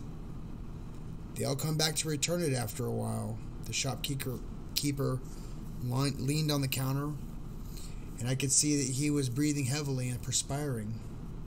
"They all think it's some sort of trick, till they start seeing it with the lights off. That ain't no projection, mister. That damn thing, that light, it ain't making up those creatures. It's just letting your eyes see what's already there." I don't know if I'd want that. I'll be honest with you. Come on. Chimona. Hee hee. Is that what you meant by that? I don't know.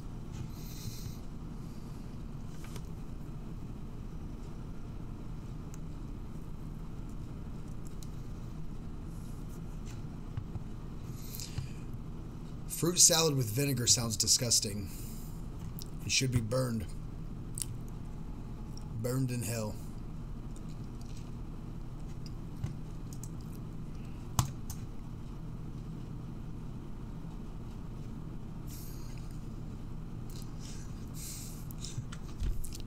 The name of the story is called Breach. And for some reason I was thinking it was bleach. And then I was like, that's very racist of me. I don't know what's wrong with me.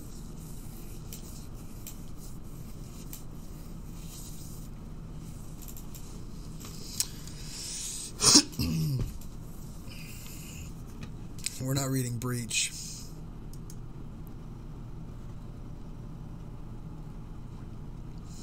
Wow. What are you wowing, Ernie? Did you miss me? You miss all my weird little things I say? The Gatekeeper.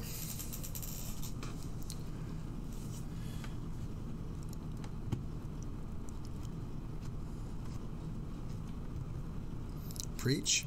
No, we're not rhyming. You know how people make fun of Asians? Not gonna finish that one. This one's called The Gatekeeper.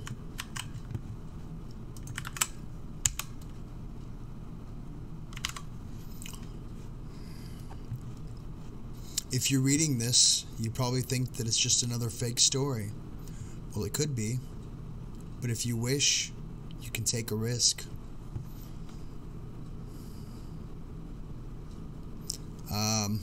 Yeah, funny. I just hope it's not too long, because I get bored with stories pretty easy. But if it's well written, I'll look at it and I'll read it. But if you wish, you could take a risk. Follow my instructions. See what happens, and maybe your life will become so much better or so much worse. It's really up to you. First, you must go to the mountains. It doesn't matter where you live. Any set of mountains will work, as long as you can find a cave, big or small, unknown or well explored, vibrant or dead. It doesn't matter, as long as it extends further than the sun's light at sunset. The darkness is important. Sunset is an important time, when the bonds between the worlds begin to weaken as Earth sinks into twilight. This band of weakness allows one to exploit the natural weak points in the fabric of space and time. I've learned this by experience, as many others. Not many of them are still where they could be, even to be contacted, however. You must stand at the mouth of the cave as the world sinks into darkness. The timing here needn't be perfect. As long as you begin at sunset, You will not encounter any complications. You must not have any technology or religious paraphernalia on you. The technology will stop you from beginning the process. Religious paraphernalia, well, they simply don't like it when you go in there with protection of that sort. It won't help, so don't try. America.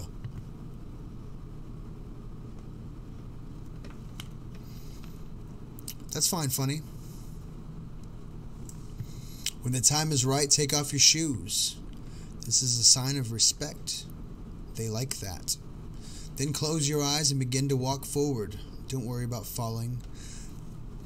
They will keep you moving. If the cave you choose was short, you may notice that you don't hit the end.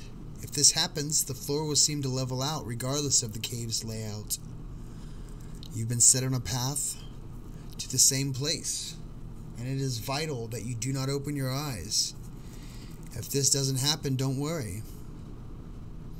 If you had no technology and followed the previous instructions, the ritual is not for you. The fates have another destiny in mind for you, one that cannot be altered by rituals such as this.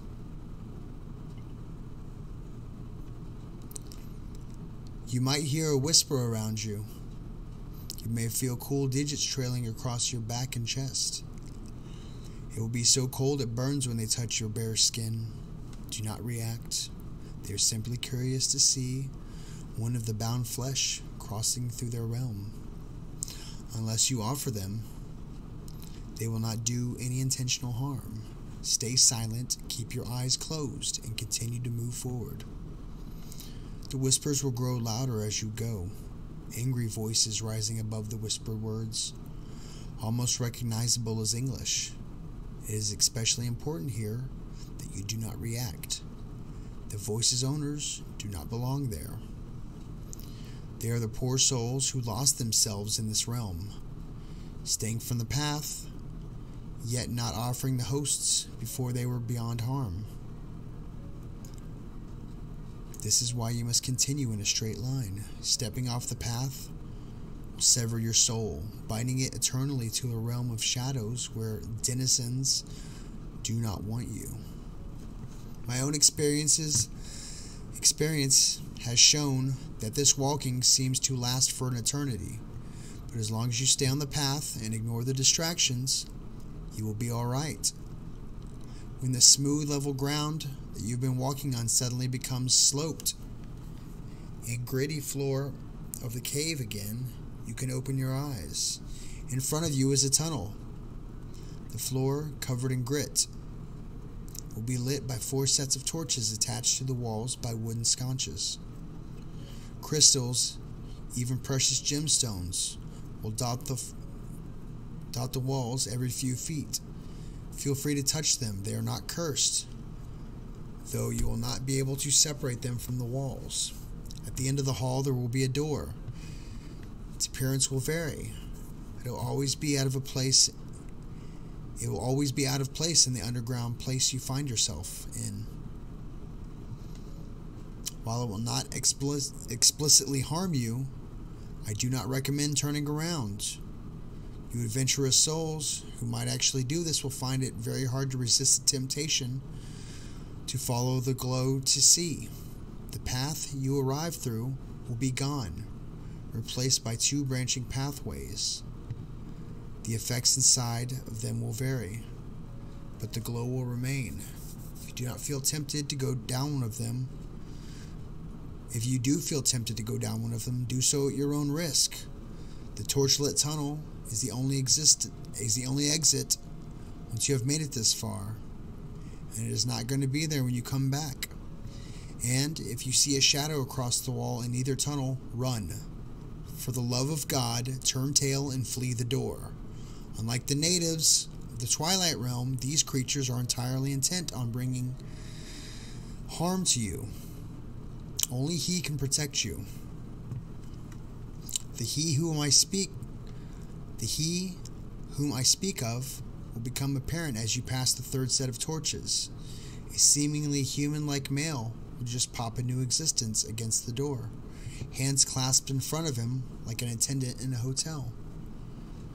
It will be like he always was there.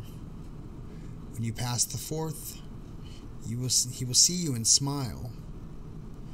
Not one of those, I wonder if what your insides look like spread across the wall kind of smiles, but a genuine, it's good to see you smile. He will note your missing shoes with a polite nod and offer his hand to you for a shake. If he has a glove on, feel free to do so. If not, don't. Touching his skin will have you take his place. This only happens when you have offended him in some way, such by speaking before he is ready. He won't take offense to you not shaking his hand, even if he is wearing a glove. He will greet you with a few simple words. The phrases he uses will vary depending on your nationality, though it will always be polite. It bears no significance on what follows. He will ask 2 questions. One will be simple. Where do you wish to go? Think long and hard on your answer, because if you do not offend him through lies or simply being impolite, this is where you will be when the door is opened. Specifically, the time frame as well, for that will make a difference, no matter what you have in mind. He will not do what you suggest unless you are specific. It is a monkey's paw effect, really. If you aren't specific, you may end up in a bad situation, such as being deposited in a spot during the Jurassic or Cretaceous periods, or after all life on Earth has died. You could specify an area in a fictional universe or a different real world. You will be taken there, such as the power and benefit of this ritual. But remember, you will not be changed in the transit. Suddenly showing up on an alien planet with no record of ever being there tends to be bad for your health. The second question will be the most dangerous part of this ritual. He will ask a question, a personal one. Your answer must be the truth. Do not be hasty. The question may seem simple, but it is not. You may think you know the answer, but make sure. Odds are it might be on something that you have lied to yourself about for years, or that you only half remember. If you answer correctly, he will happily deposit you in the position of your choice. If you lie, whether intentionally or not, he will happily open the door, just the door for you still. Unfortunately, the time and destination will be much less pleasant. This gatekeeper has access to places much worse than you can imagine. And if you lie to him, well, he can even put you in a fictional world that he so desires. I'm sure you people are creative. So must I really spell out the results for you? Do y'all get that one? That was kind of a good one. Did y'all get that?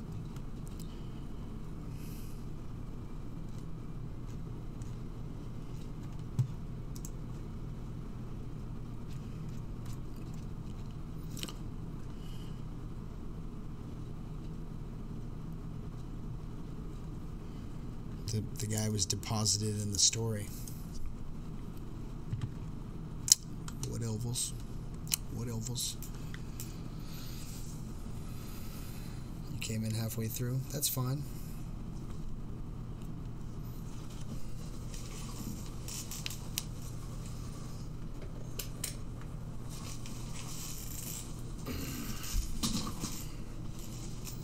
I get like 10% of the stories, but I still love it. Hey Bridget, how are you doing?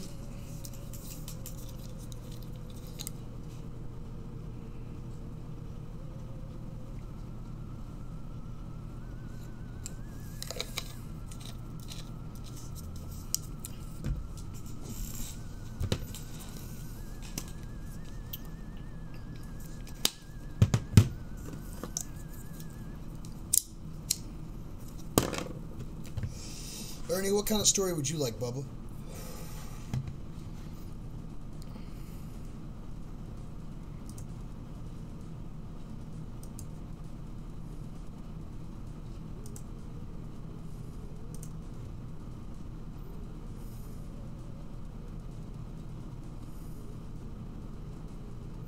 Did I ask you something?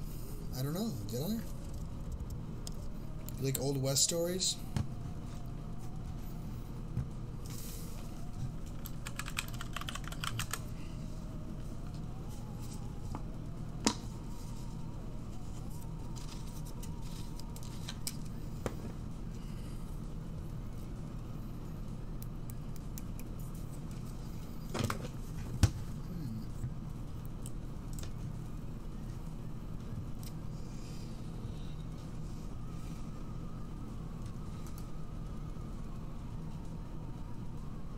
Well, that didn't pan out like I hoped. What happened? The computer? Read us a Bible verse. Like a boss. I just heard you speak and the other people blabbing at me here, so I wasn't sure. I don't know.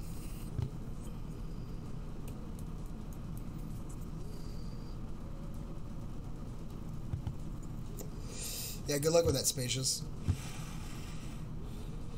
Sorry. Should always keep your laptop. I've got 2 laptops down here that I haven't turned on in a while. I'm afraid to at this point.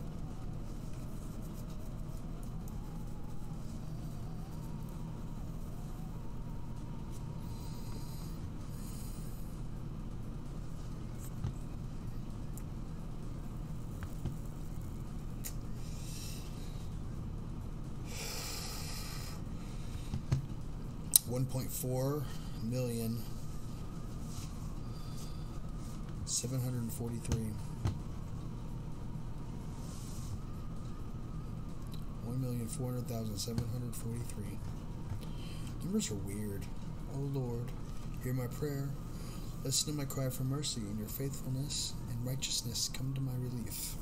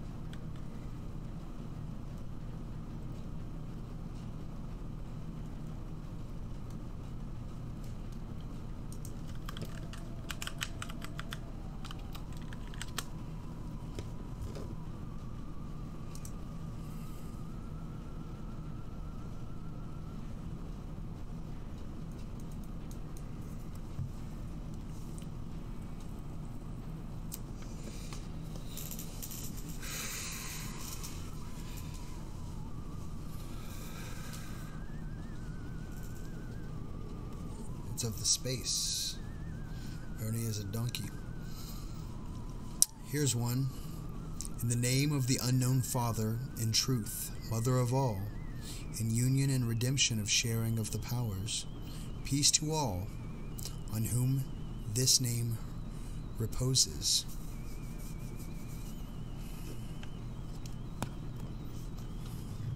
You can guess what religion that is.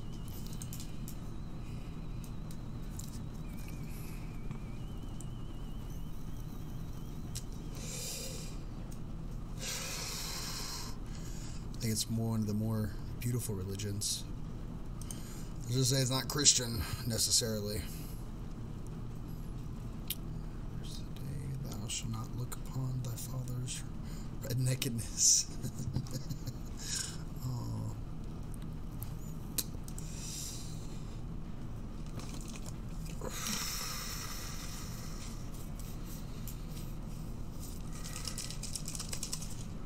Speak of the devil. He shall appear. You're all my children now. I mean,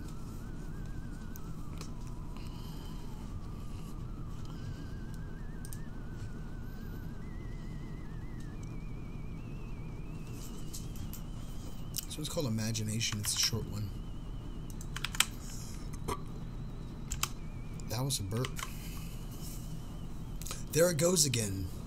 Something definitely moved this time. It was very brief, but out of the corner of my eye. I'm sorry. But out of the corner of your eye, you saw something. But wait. All the doors are locked, no pets, and your parents won't get home until 10. So there's no way something moved. It's just your imagination getting the best of you. Sitting alone in your room, the only light emitting from your monitor is your computer. Oh, of your computer. You stare into the darkness for several minutes, just to be sure. Now you feel silly. What were you thinking? Of course there's nothing there. What are you, 6? Go back to what you were doing.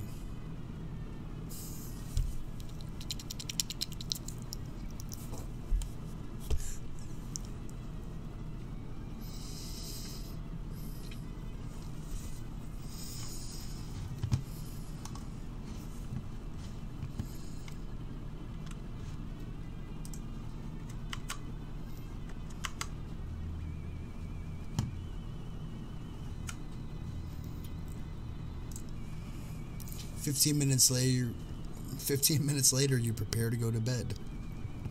You're in the bathroom. The shower curtains shift. Wait, no. Stop spooking yourself. It's just an overactive imagination filling your head with what isn't really there. You gaze into the mirror at yourself. You say to yourself slowly and clearly, imagination. With a sigh, you turn off the lights and head towards your room. Laying in bed, you stare at your ceiling, dark and foreboding. Only the motion of the small fan disturbing the calmness of the night. The shadow from the light in the hall shifts. No, no, no, no, no. Stop it. It's your imagination, just that. Go to sleep, you fool. But then, just when you're about to drift off to sleep, at the phase no one remembers when you're awake, you sense something in the darkness. It's your imagination leering down at you with a jagged, macabre smile.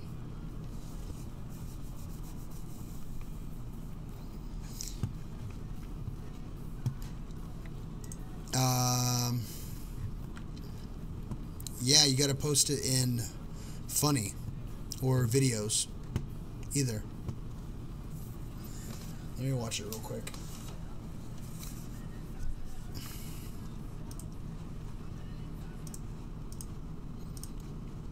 I'm just gonna play it, and y'all might hear it.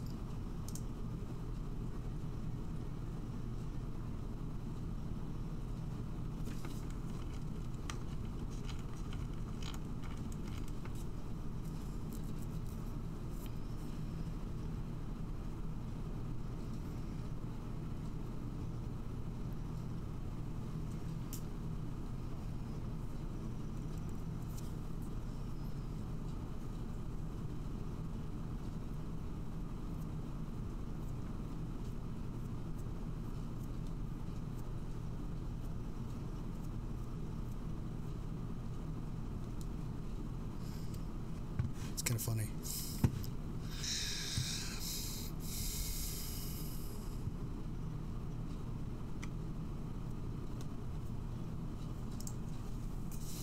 It's a crappy story, David.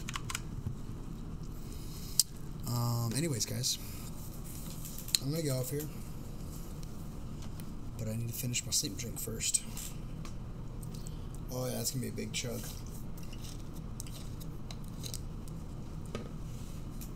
Oh yeah, it's right there. That's what I get for the baby sips. Okay.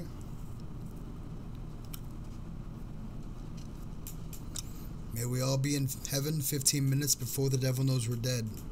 Salonche. Drugs are bad, I'm gay.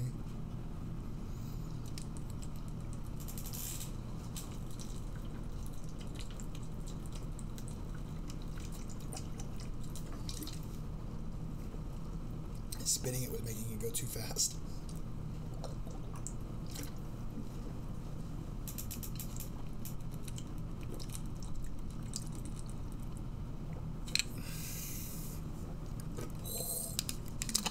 That sleep, drink, burn. You guys really got to try this. I mean, vodka's all well and good. This isn't necessarily bad for your liver. Google knows all. I'm just wondering what happens if parrotfish eat moon poop. What?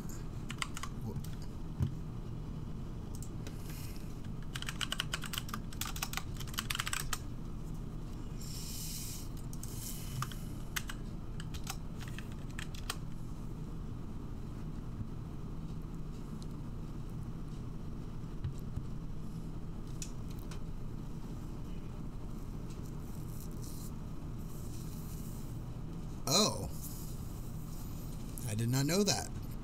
The beautiful white sand beaches made of fish poop. Oh, that's right, simply by chewing on reefs.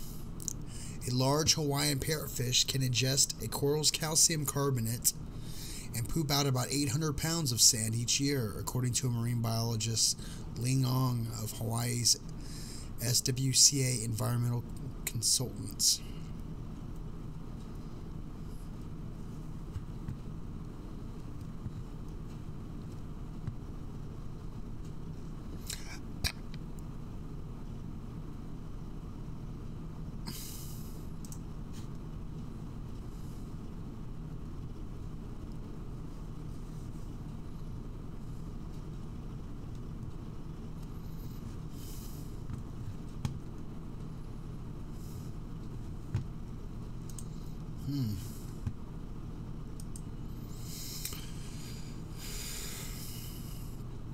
He is a Fed employee. Can confirm.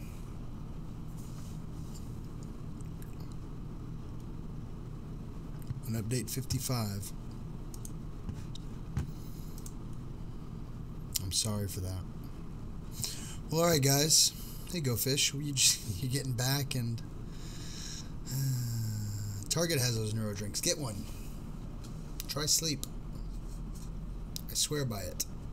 They have two flavors. This one's Tangerine Dream, and the other one's I'm gonna get mine through Google. Wombats poop cubed. Poops. I think that's wombats.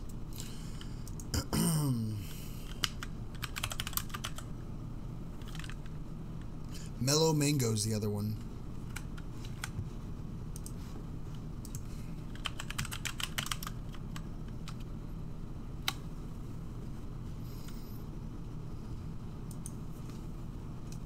It's the flavor.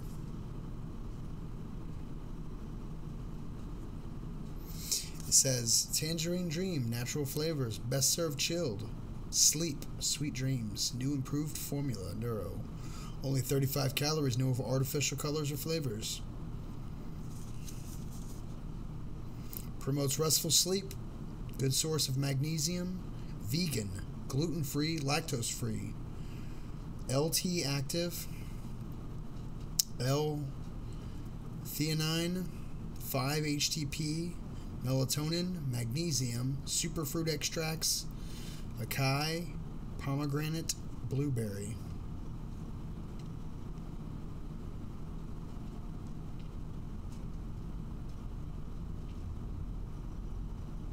Oh, there's fructose in this. 9 grams of sugar. Sorry, guys.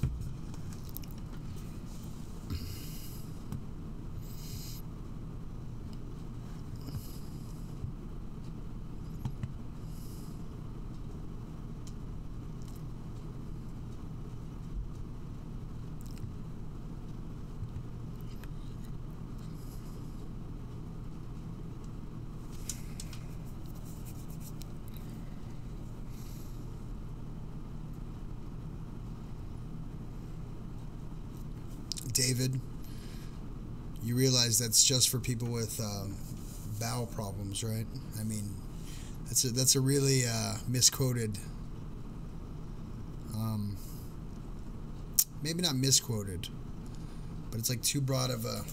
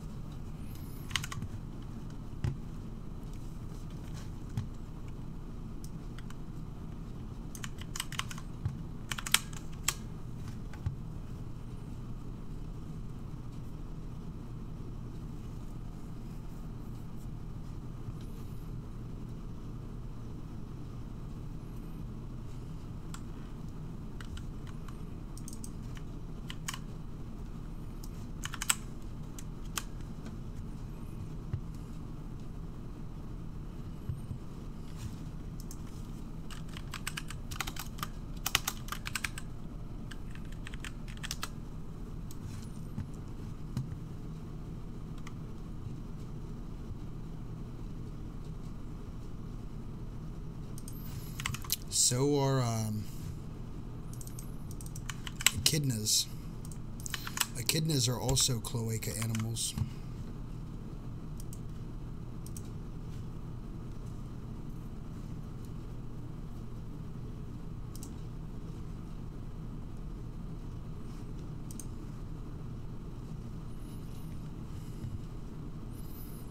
And platypuses are venomous, and I mean all sorts of stuff, aren't they? Fish, fish, fish. Hello, everyone. I'm just excited I get to sleep in a freshly washed bed sheet. It just smells so nice. Oh, I forgot to say furt, furt, furt. You said it in your heart.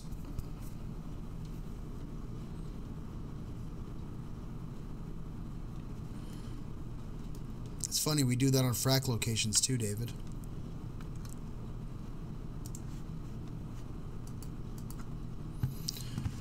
I think David gives random facts when I'm being boring. So there's that. So I'm being boring. Well, screw you too, buddy. I got amazing hair. Beat that.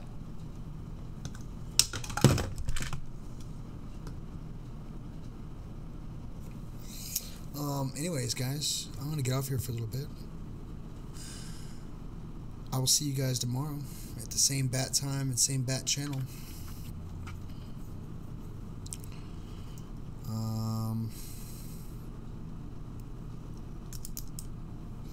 Yeah. You know I love you guys, David included.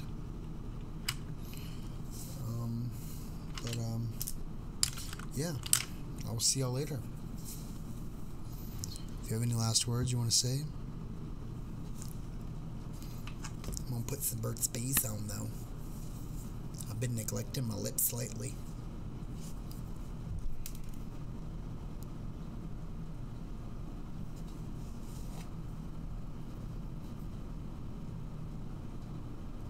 Getting some schmud out of my Burt's Bees.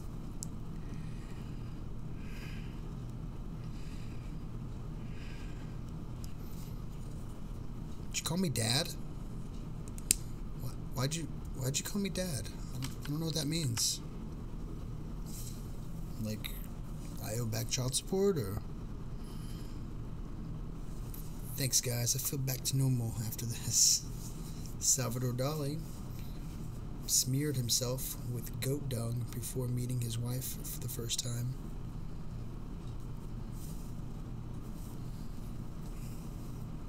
That sounds pretty shitty, actually. Anyways, guys. Papa. Dad of Darkness.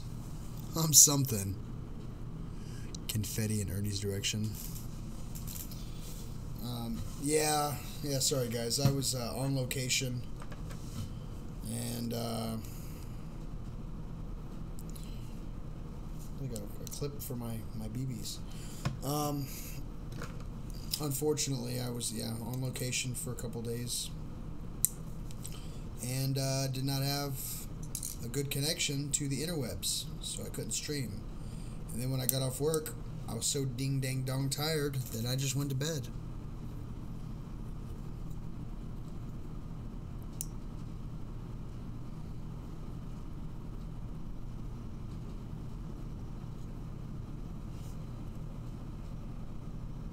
It vibrates.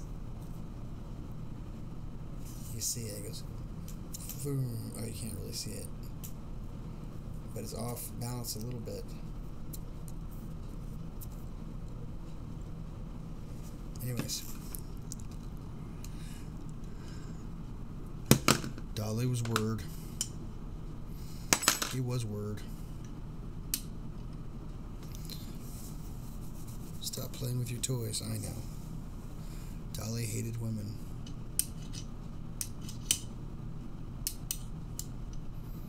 I mean, let's be honest. There was a lot of woman hate back in the day.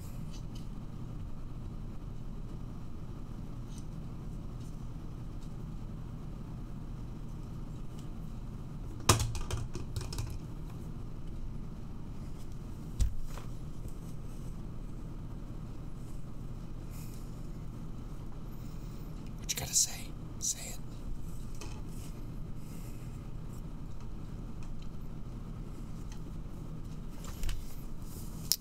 Go to sleep. I will. No, he was scared of them. Clump. I'm going to smoke one more smoky. I think I smoked too much.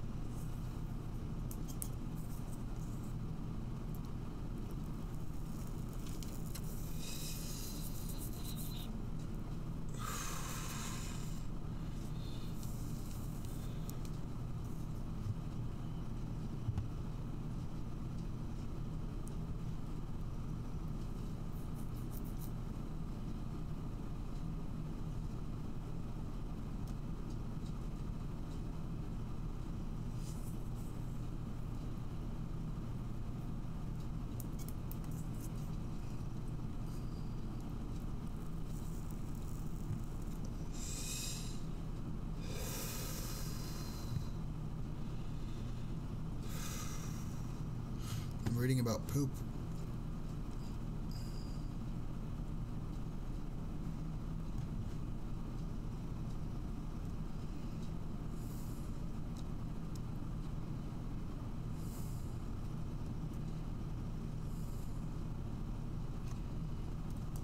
Okay.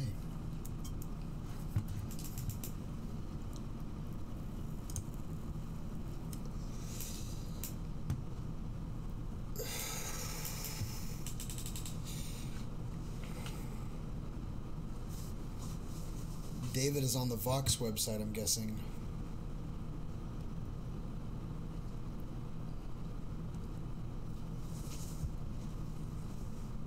I'm just inside.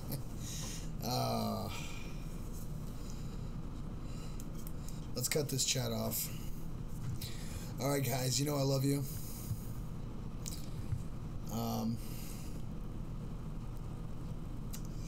I will see you all tomorrow.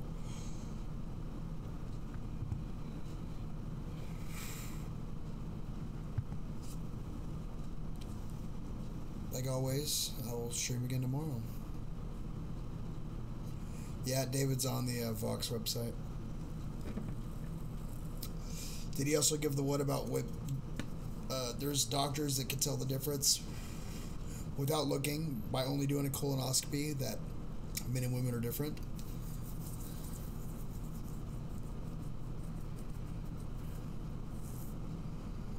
Yeah, it's like rate my poop or something.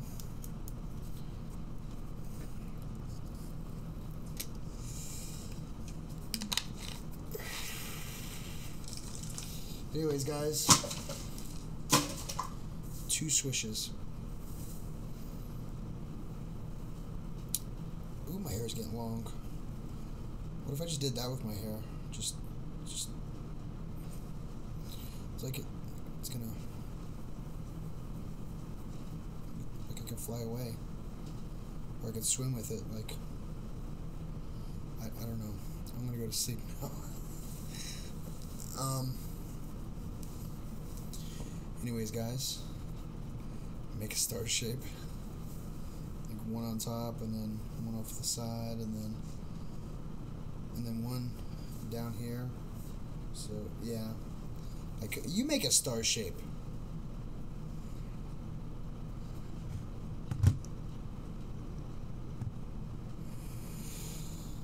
All right, 4 scored and 7 years ago. Anyways, guys, I love you all. I'll be on Discord for a little bit. It's sleepy time for Chappy. It is sleepy time. Or it's karaoke time. Can't get the mic out of the freaking thing. Did he ever use this thing? Hello. I'm just kidding. I don't have my mixer turned on.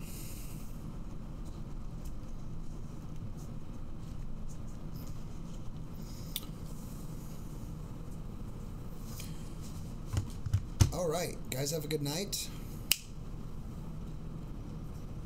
Stay creepy, not crappy. John Candy and Spaceballs. Alright, good night.